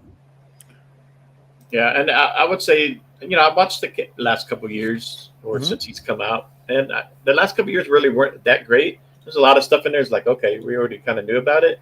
Mm-hmm. No big surprises. So I hope we see something new and that, you know, big. How long was the last one? Let me look. YouTube. All right, hold on. I think it was like 2 hours. Yeah, hold on. They put it like 90 minutes or so. But that's with ads. Yeah. And I do like the orchestra in it too, you know. Yeah, the orchestra I love. All right, so the Summer Game Fest last year streamed for 4 hours total, but that's the pre-show and everything else. Oh yeah, pre-show. The actual presentation streamed for 2 hours. See, I kind of figure. I did say 2 hours. So yeah, so 2 hours. All right. I So said there 90 you minutes. go. Day of the Dev Summer Game Fest Edition comes again this year. Right. That comes in at 7 p.m. Eastern. So right after this one, they'll interview some of the devs to some of the games they showed. So if you're interested in more in-depth dives of what it took to make that game, this is where you catch it. I personally liked seeing what the devs have to say, right? Especially because this was established by none other than Double Fine and Xbox First Party. Yeah. Right. This live stream mainly focuses on indie games and will include a plethora of exciting announcements and reveals from developers and studios not as widely known. So this is actually more of the indie showcase with some devs, and it was established by Double Fine. So I love that has continued. Because indies, I'm going to say it again, indies have pushed this industry forward. Expedition 33 is a very good example of what I'm talking about. Liza P. Well, I mean, that's a Souls-like, but yeah. Yeah, I agree, because the way the gaming industry, you look, y'all were talking about EA, laying off, and then Black Panther. It's like sometimes, no matter how big the publisher is or studio, sometimes they struggle, and we are lucky nowadays to have these indie games, developed by maybe one or very few devs, and they're great. So. Yeah. Hold on. How many? Okay, I got this. Okay. How many Summer Game Fest shows are you going to watch? And so far, we're up to 3. Okay. So that is all on Friday. Okay. Does this include the Sega showcase that Xbox is? They're kind of doing that for them. Did you see that? I don't know. Let's find out, shall we? Are you trying to say that they're gonna announce that they purchased Sega? Is that what you're? Oh man, I hope that would be crazy. It's like, okay, we're done with ABK. Everything went in our favor. So, jeez, if they buy Sega, that's crazy. I mean, they got the money; they can do it, but they could. I would be surprised if they say that right there. Forget the rest. All right, the Wholesome Direct is coming Saturday, the next day, Saturday, June 7th, right? So the Wholesome Direct at 12 p.m. Eastern. So this year, Wholesome Direct is slated for Saturday, June 7th, and will offer a vibrant lineup of artistic, uplifting, and emotion resonant games from developers of all sizes from around the world. So this is more like the, games for effect kind of thing. So the Wholesome Direct is an excellent showcase to tune if you're into more relaxing side of video games. Now, my favorite relaxing video game that I played has been Abzu. Yes, Abzu. Yeah, crazy game. It's a good game. I thought it was fun. There's no combat in Abzu whatsoever. All you do is swim around and explore. Yeah, I like but that. the water noise will get you calm real fast. Oh yeah, it's a relaxing game. It's a beautiful game too, by the way. It is. So I assume that games like Abzu will be on here. Or Jusant, yeah. The Future Game Show. This one I love, right? Yeah, that one's the Future Game Show comes on at 4 p.m. Eastern on Saturday. It says the Future Game Show returned once again with a celebrity host pairing of Laura Bailey, who plays Abby in The Last of Us, and Matthew Mercer, who plays Vincent Valentine in Final Fantasy VII. This year's showcase will feature more than 20 games, world premieres, deep dives, and developer insights. I love the Future Game Show. Okay, so I love that one. I'm not going to lie to you guys. I like the hosts on these, right? Because they have like voice actors, right? That do this. Yeah, actual voice actors from the industry. They're great. They had great humor and everything, so I enjoyed that. Yeah, I love it. Hold on, let me catch up with the chat, see what they got to say real quick. Let's see. My wife is like, yeah. She loves it when I watch TV. Yeah, when I watch my summer showcases. She watches them with me because I get so excited. And I love my wife. She spends time with me. Even if she's not interested, she watches it with me. She's the best. I have the best wife. Cougar Man says Jeff puts on the worst shows. He might, but at least he. But they're the only shows. I mean, if I'm being honest, now that E3's dead, this is all we got. This is all we got, man. And he says, hopefully we get something Resident Evil related at Summer Game Fest. Oh, that'd be interesting. Let's see. Doug Dog says, I think it's only 2 hours. Yeah.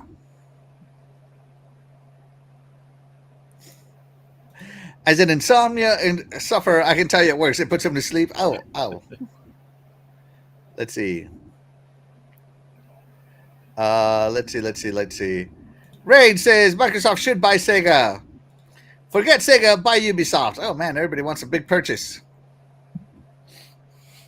All right, so the future game show. So that is show number. All right, so how many shows are we up to? 1, 2, 5. Okay, so 5 so far. 5. All right, then Sunday, June 8th, the Xbox Game Showcase comes on June 8th. Time 1 p.m. Eastern.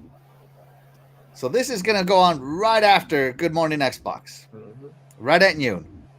So we will have more to talk about this next week as it comes on right after. Yeah. Now, leaks would have happened by then, Fastback, as you know.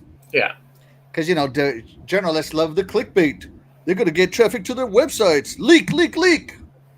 Bunch of ruiners. Yeah, I hate that. You go into it and you're like, yep, saw someone say that. Yeah. I think there was one year where we did not hear anything. Like there was a lot of speculation, but there was no leaks on one of the Xbox Game Showcases. So. Yeah.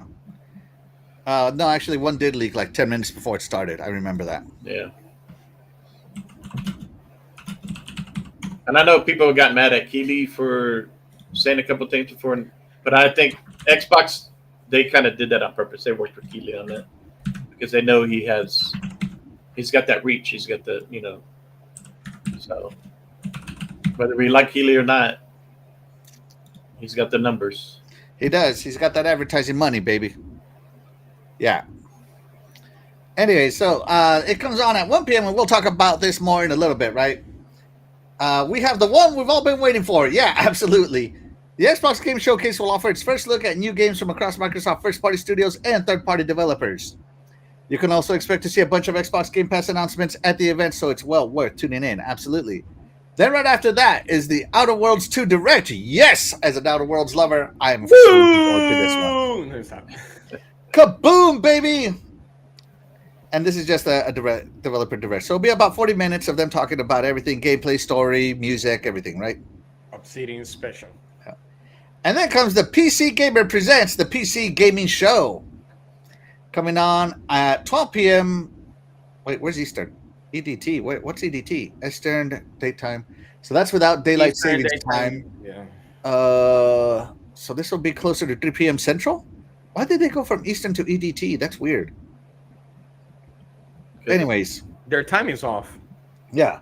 Finally, closing out the Summer Game Fest, there's the PC Gaming Show on Sunday, June 8th. This showcase will shine a spotlight on over 50 upcoming PC games and feature numerous world premieres, exclusive announcements, in-depth developer interviews, and more. If you are a PC gamer, so if you like 4X games, RTS games, strategy games, games that play best on PC, then this is where you're at. I thought they were going to say 50 upcoming PC GPUs. Sorry. Is Steam ever part of this PC gaming show, or is it Steam hasn't released an announcement in a long time. If they announce Half-Life 3, which has been rumored, I don't know when they'll announce it. So there you go. We got a total of 6, 7, 8 shows. Where's the Sega one? Remember I was telling you earlier? I saw a deal online that said something about there's going to be a Sega showcase, and maybe, but not part of Game Fest. It might be real, but not part of Summer Game Fest. Yeah, it's like Nintendo on a Tuesday, PlayStation on a Wednesday. It might be. But not on 6 on it though. But yeah, I'll look it up here while we talk about the Xbox Game Showcase. All right, so let's talk about the Xbox Game Showcase because everything will leak next week. Let's talk about what you guys are looking forward to. Are you guys looking forward to more information on games that have already been announced, like more Fable? Are you looking forward to new announcements, world premieres? Or are you looking forward to shadow drops? Wait, hold on. Before we move that, hold on. because I want to know what the chat has to think. I'm going to end the poll there. Shaddai, what does the chat think about how many shows they're going to watch? Sorry. Fastback, how many shows are you going to watch? I would try to watch all of them, probably except for the PC one. Okay. So 7, I guess. 7. All right. Shaddai, how many are you going to watch? Probably 3 at best. Around there, including the Xbox showcase. So, yeah, around there. I'll probably watch maybe between 4 to 5 of them myself, right? Just because I love it. The PC and the Future Game Showcase for sure. The Xbox Game Showcase, obviously. The Outer Worlds, obviously. Yes, that's one. Hold on, let me scroll all the way back up. What else am I missing here? Oh, and the Indie Showcase. I do like the Indie Showcase too. Yeah, that one's good. That's one. Yeah. The day devs of summer. So that's 5. Yeah. So I'll probably watch between 4 and 5 of these. Yeah. Sorry. Shaddai, how many is the chat gonna watch? Okay, let's see. It says, how many Summer Game Fest shows are you going to watch? We have 50% that says 1 to 3 shows is like me. 33% says all 8 shows. 8% says 4 to 7 shows. And 8% says none. 0, nada. Kapush. Oh, God. Nothing. Rain, really? Yeah, it says nothing. Rain, I don't know about that one, though. Yeah. Yeah, that one has been for years. I doubt it. Hold on. You could probably play that on Roblox. That'd be the only place you can. Somebody's gonna make that. All right, so sorry. Let me go back to the Xbox Game Showcase. All right, now the question is, and I'm going to ask you guys to expand on your answer. What do you want the most out of the Xbox Game Showcase? Do you want more info on announced games, more world premieres, shadow drops, or hardware acquisitions, or anything else? Let's start with you, Fastback. What do you want? I would like more world premieres. So, yeah. I mean, what we already know, that's fine. If they want to show more of those and maybe like give us a range of the date or the month, I'm good with that. Now, do you want your world premieres to be on existing IPs or new IPs? New IPs. Okay, new IPs only. All right. Out with the old, in with the new, says Fastback. Yeah. Anything else you want from the showcase other than that? So or just general thoughts. I see that they're going to have an Outer Worlds 2 deal. Kind of expand on that. Yeah. And then there's Clockwork. So I think I mentioned earlier in chat, it would be cool if one of those is like a surprise release this year. I think they said Outer Toots was next year, right? I'm not sure, but I don't know if it should be this year. If they're doing a world premiere, it's coming out in the next 6 months. Yeah, that's what I would like to see. So we've already had a good year of Xbox gaming first party. So if we can get another one before the year end, I'm good. Yeah, I mean it's like Xbox is launching games every month now. Yeah, pretty much. Yeah. So you don't want to hear about the next Call of Duty? Nah, I'm not big on Call of Duty. I mean, they're what cool. about the next Sea of Thieves expansion? No, I'm already past the Sea of Thieves stuff. Sorry. I'd like to see more Fable, Perfect Dark, because it's been a while for that, right? More Perfect Dark. So yeah. if they some of those, if they can give us kind of a date when those are going to come out. The big one for me is the zombie one. State of Decay 3. State of Decay 3. I love State of Decay. I love State of Decay, man. I want to see. I think I saw something about it next year. So if they can give us like a day range, it'll be funny too. Of the dates where they're avoiding GTA 6 in May. So maybe we'll get some early releases before that comes out. Maybe. Yeah. All right. That's good thoughts. Shaddai, what about you? What are you looking to? First off, what are you looking forward to the most? On the poll. Well, actually, I'm more into new IPs. So if premieres of new IPs, all right. Yeah. So if we want to go in order, I will go new premieres, existing IPs, and then ended up with acquisitions. That or maybe hardware, right? At the end.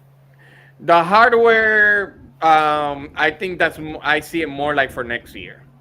I could see that happen, but as of right now, I think it's more like that. New IPs existing and acquisitions.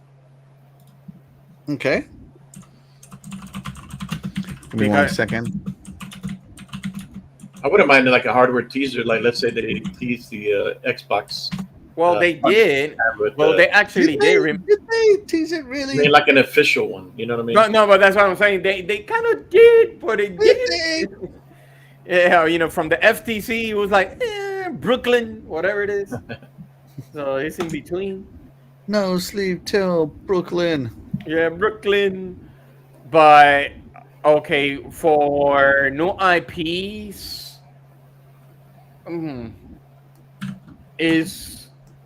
they still have to announce. Well, that's actually they announced that, which is contraband. We don't know what contraband is. Oh yeah, that's true. I remember last year at their showcase, they announced all this, right? Right, but A lot of this has launched. right, but this is the thing though. For the new IP, I wanted to see about that. Um, what is it called? Cinemax. They said that from the leak, not the leak. It was more like ZeniMax, you mean? Yeah. Yeah. So the rumored Mandalorian game that they were gonna announce supposedly. Actually, you want to see the Mandalorian game? Okay. Because remember, there too many Star Wars games, and that's one of those that they rumored, but they never came to fruition with the It's Cinemax. totally working on that one. Eternal. Is it one of the Bethesda studios? No, they put Cinemax, so it was like more like an MMO type. Okay. It was like Cinemax, an part MMO. of the Bethesda purchase, yeah. Right. So it's like more like an MMO type. Mhm. The rumor. I wouldn't be surprised that yes, another Spyro from Toys for Bob, but then they'll say we have this one for you, and they announce Banjo Kazooie by them. I wouldn't be surprised by that. I don't know if we want to continue with this. What we could see, what we're not. I don't know if we're going to continue with that because if I'm gonna go for it, I'm gonna go for what they announced with what is that called?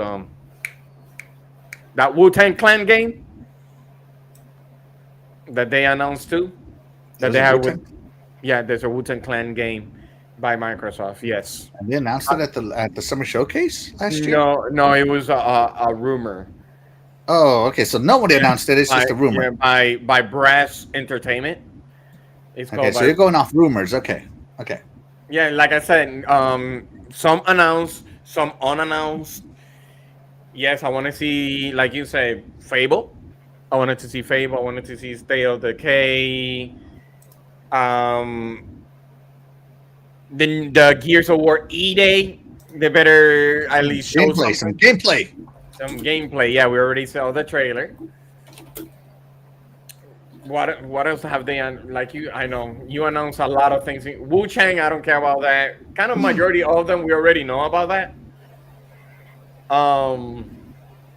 They announced most of them. Most of them there. So I'm not really sure. Whatever they have. Oh, the new Blade game from. Blade got announced. Yeah. Yeah, Blade. That's something that they have to show. I don't know. There's so many of them that they could go around it. I wouldn't be surprised if they say Redfall 2. Kidding. Somebody boo this man right now. New Redfall. Which studio you think is working on a new game that we might hear? For which one? Well, I mean, so we haven't seen anything from Coalition, right? So I mean, obviously they're working on another Gears. Yeah. And then Double Fine, they should. I know they have a game they're working on. It'd be cool to see some of that. What new IP is coming from these studios? If we're gonna go for that, see, like the initiative, they already have. Perfect Dark. Perfect Dark, and it wouldn't be surprised if they announced something else from it. But if we're gonna go by that, so let's say Rare, Everwild, they haven't said anything about Everwild. Double Fine, I think it might be something new, but they did mention something about a game that is something about a jar. That's supposed. It was like a jar game that they have, and I can't remember. I can't remember the name of the name. Of, yeah, they. It was like a. And Double Fine announced this. No, it's not a. It was like a port. It was like a port. Let me see, Double Fine. And is it NX? I thought they announced something. They were working on some kind of RPG. Yeah, I have no idea what they're working on. Something new than normal. What they do, like their strategy. So me personally, right? While Shadai's looking this up, I wanted to hear more about Xbox first party studios more than anything, right? Yeah. Like Halo Infinite launched 5 years ago. I'm kind of ready to hear about the next Halo. Yeah, I would too. Right? And it better not be a Halo reboot. I swear to God, if it's a reboot, I'm not playing it. Right? And I'm just being honest because Halo doesn't need to reboot. I want to, I already didn't know what happened during the freaking rampant Cortana wars because of complainers. And now if they're complaining about Halo Infinite and they're going to reboot it instead of finishing out the Zeta Halo story, I'm going to be pissed. Like Halo's just going to be put me in charge of Halo, Phil. I will take care of it. I'll stop listening to the internet and start doing what's good for the brand. Of the Halo Infinite campaign DLC, expand that, expand the ring. You let us have other areas on the ring. Yeah, like seriously, that, I want to hear about more Halo, right? Fable. I mean, I kind of already know everything I need to know about Fable. I'm just ready to play it, right? When you guys say new IPs, I don't think new IPs get me as excited as everybody thinks they are. Like, they announced Contraband a long time ago. What is it about? Who cares? No. Okay. I want to see more about Contraband since we haven't heard about it since 2021. But am I excited for it? Absolutely not. Like, everybody's like, oh, Contraband. What? You haven't played it? You don't know if it's any good, right? Like, I don't even know what it's about.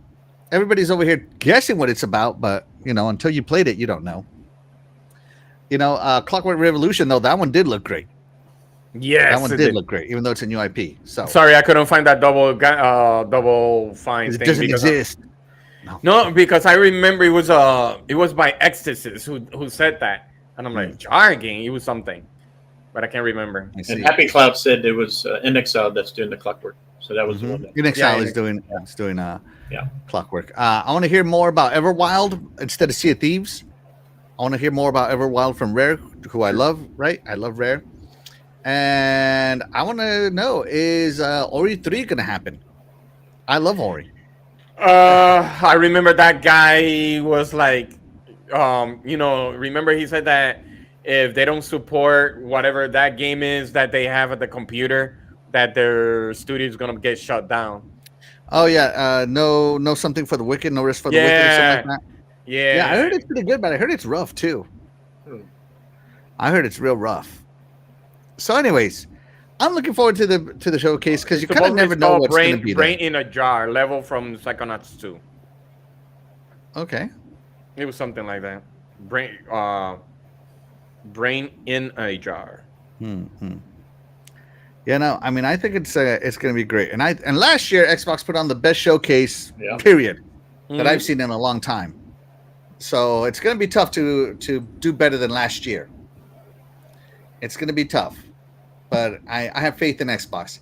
I hope that to see all this stuff. I don't like shadow drops personally because I don't know. Like, I have a gaming schedule. I don't have all the free time in the world.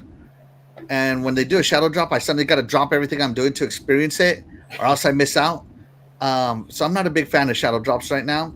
Although, shadow dropping, while it's great on older IPs, so like I think shadow dropping remakes and remasters is cool, but when they shadow dropped Tango GameWorks game. What is it called?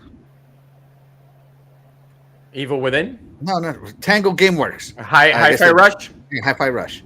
When they shadow dropped Hi-Fi Rush with no advertising, I feel like it took away from the experience of Hi-Fi Rush, which was a great game. So I hope if they do shadow drops, they do it like, we shadow drop Ninja Gaiden 2 Black, we shadow drop Elder Scrolls Oblivion, and it's like, okay, we're gonna shadow drop, I don't know, Morrowind kind of stuff. I'm cool with. I'm not cool with shadow dropping new IPs. That's my opinion on shadow drops, right? So yeah, that's the way I see it, and I'm looking very much forward to the games that is going to be shown. All right, let's see. Let's see what the chat has to say because they got a lot to say. Mm-hmm. Let's see. Big B Money says new IPs and Game Pass. There you go. Ray G4 says Scalebound. Yeah, that's what I say. Yeah, okay. If I see Scalebound day one day I will give all the Scalebound haters the Stone Cold Stunner. that'd be the shadow drop right there. I would shadow drop that one just in case, yeah. And speaking of which, he says, hopefully State of Decay 3. Yes, I am very much looking forward to State of Decay 3. I want to play this so bad. I have to. I will drop everything I'm playing to play State of Decay 3. I have to finish part 2. I got stuck. Oh my gosh, how could you get stuck? It's easy. That's great. Glitzer says real life Sea of Thieves is called Bungie. Oh, if you want to pirate in real life, be Bungie. The Other Worlds 2 next year. Yeah, the Outer Worlds. Yes, absolutely. Can't wait for that one, Big Money. Ray wants to see more Blade. Yeah. She's This Nasty wants that Morrowind remake. He wants to see more E-Day. I remember that Star Wars 1313 trailer, and then it was canceled. Oh, man, we see so many canceled games. It's not even funny. Yeah. Just like Marathon. Oh, cha. Just like Fair Games. Oh, cha. Not officially canceled yet, but it's pretty close. So, yeah. Ray G4 says he hates turn-based games. I love them. Happy G4 Gamer says, let's see. Is it just me or does the stream lag? The stream lags once I hit the 2-hour mark for some reason, man. Yeah, he's doing it to me too. It's because your wife probably has something. She's like hitting the throttle. Chat, so. Let's see. Any shadow drop should be coming out within a year, not like that Wolverine game trailer. Oh, there you go. So yeah, the stream lags. Hold on. The stream lags once we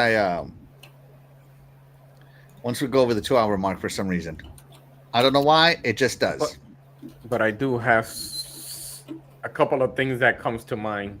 What do you got, Shadai? What do you got? Let me hear it. Okay. From Machine Games. No, I'm just kidding.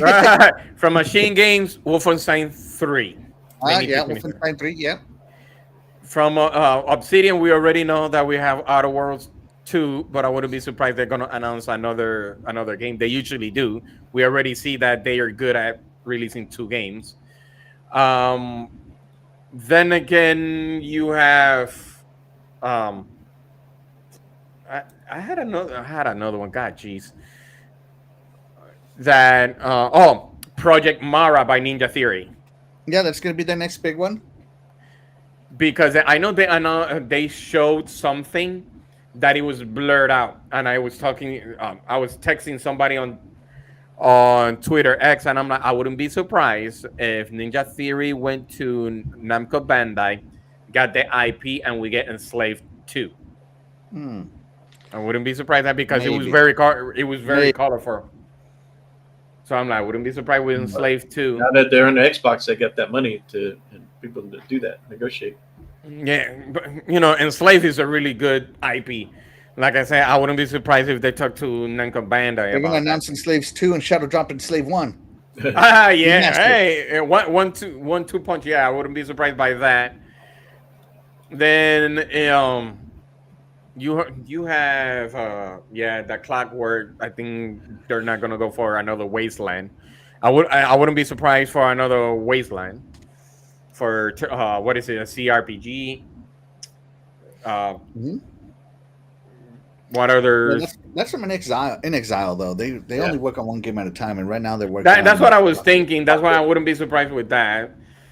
Well, actually, I don't know about that because they did release. I think it was Wasteland 3, but then again they released.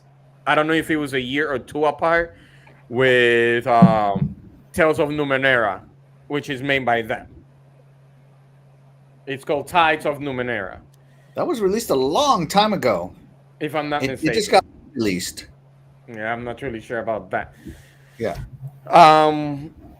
Then, like I said, Toys for Bob for Banjo-Kazooie. I thought Microsoft sold Toys for Bob. No, they went independent. It's not sold. That's right. They're working on a game for Microsoft. Yeah. Right. But they do have a contract with them. So they are independent. Yeah. Yeah, they are independent. A rare game, right? No. That they were. Oh, Banjo-Kazooie. It is a rare game, but Rare does not want to deal with older IPs. They just want to create something. They're not interested in old IPs. Yeah, that's fine. Let someone else do it. That's the reason why they're trying. I think Toys for Bob was like they don't mind doing that game. Yeah, which they love those things. I know State of Decay. They're gonna stick with that anyways. But yes. They don't have anything else from Bethesda. Bethesda should be pretty fine with it, with what they have, unless, oh my God, I know they're not gonna make another Rage game. I wouldn't be surprised for another Rage game. It's not gonna happen, man. Yeah, because the last one collapsed real hard. But hey, let's see how it goes. Let's see how it goes. They're trying to go a lot with Star Wars lately. Yeah. So. Yeah. So yeah. So the game showcase is going to look pretty good. I think as it gets closer, my hype will increase. I try not to get too hyped over stuff that I don't know anything about right now. I just know that I'm going to watch it and I'm going to love it. Gonna love it. Sunday, right after Good Morning Xbox. Gonna be tuning in. What do you guys think in the chat will be the opening game? Because last year was Call of Duty, which no surprise, that's big. That's their big money. Will they do that again this year? I mean, I think they should open with Call of Duty. That way, it gets it out of the way. Yeah, I mean, right now, live service crap out of the way early, right? Nah, I wouldn't. No, I think it's more of Perfect Dark. Oh man, if they open with Perfect Dark, I'd been good. I think they already did it with Fable, but they never did it with Perfect Dark. They did that middle last time. They did it down the middle, so I wouldn't be surprised with Perfect Dark. If they do it Perfect Dark or Fable, the Fable they already gave us a date, right? Range for next year or no? No. You know what? I'm gonna change it. I think they're gonna go with State of Decay 3 because they only showed the CGI. So this time it's gonna be State of Decay 3 with gameplay. I can see that happening. State of Decay 3. Maybe. But State of Decay 3, yeah, that would be nice. There could be State of Decay 3, then Double Fine behind it. A 1-2 punch. Then they could go with Call of Duty and whatever the rest could be. Okay. Yeah, I think that's gonna be great. I mean, like I said, I think it's gonna be good. And by the way, the Sega Showcase I think already happened.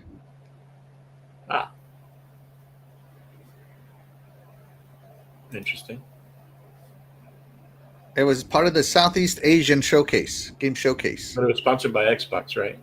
Yeah, they sponsored it in the Sega Game Showcase. Yeah, I remember it now. Okay, yeah, it already happened. Okay. So some shows for the Summer Game Fest have already taken place, guys. So be sure to check them out. But you know what, though? We haven't heard anything since Age of Empires World's Edge. No, they released. It's right there. They released Age of Mythology. But isn't that like a reboot? It is, but that's what they were working on. You know. Oh. So that's what they were working on. So yeah. Anyways, cheese is nasty. Are you gonna live stream the event, Axel? No, I don't do live streams. I don't do that kind of stuff. Sorry, I just I want to focus only on watching it, not focus on watching it and interacting with other people and reading chats. No, I just want to watch it. Sorry, guys. Sorry. And besides, I can't compete against the likes of like the Iron Lords or like, Colt Eastwood or all those people. I can't compete against them. I maybe have 2 people watching me and everybody else would be watching them. Mm-hmm. I mean, those guys are awesome. I think it's great that they have such a large audience. And I love my small audience. And I love it because I get to interact with each and every one of you. So I love my small audience. But I make no joke of what I'm going to be competing against. Yeah, Dirt also is going to be watching it live. I just can't compete against them. So, yeah, no. Shout out to El Nini. Thank you so much for being here. You are the MVP. The real MVP says, where's Perfect Art? It's been 5 years, right? Right? No, I think, what is it, 2 years they just showed it. No, but they first announced it at the Game Awards when they first announced it. I think that's been like 5 years. Yeah. Okay.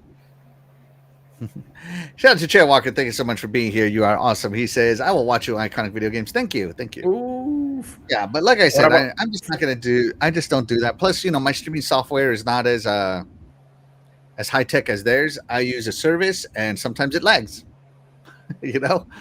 So yeah, it's just, I'm a small time guy and I do small time things. So yeah.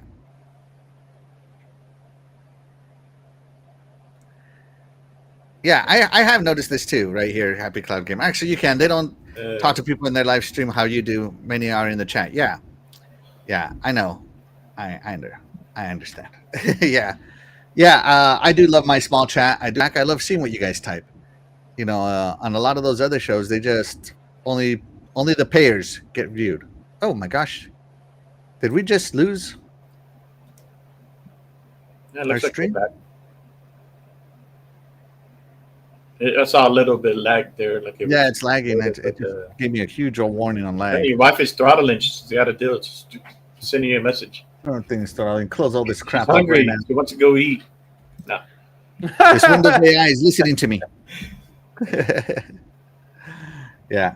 Anyways, guys, anything else to say about the Xbox Game Showcase before next week when we give our predictions or when we give our more hopes and dreams?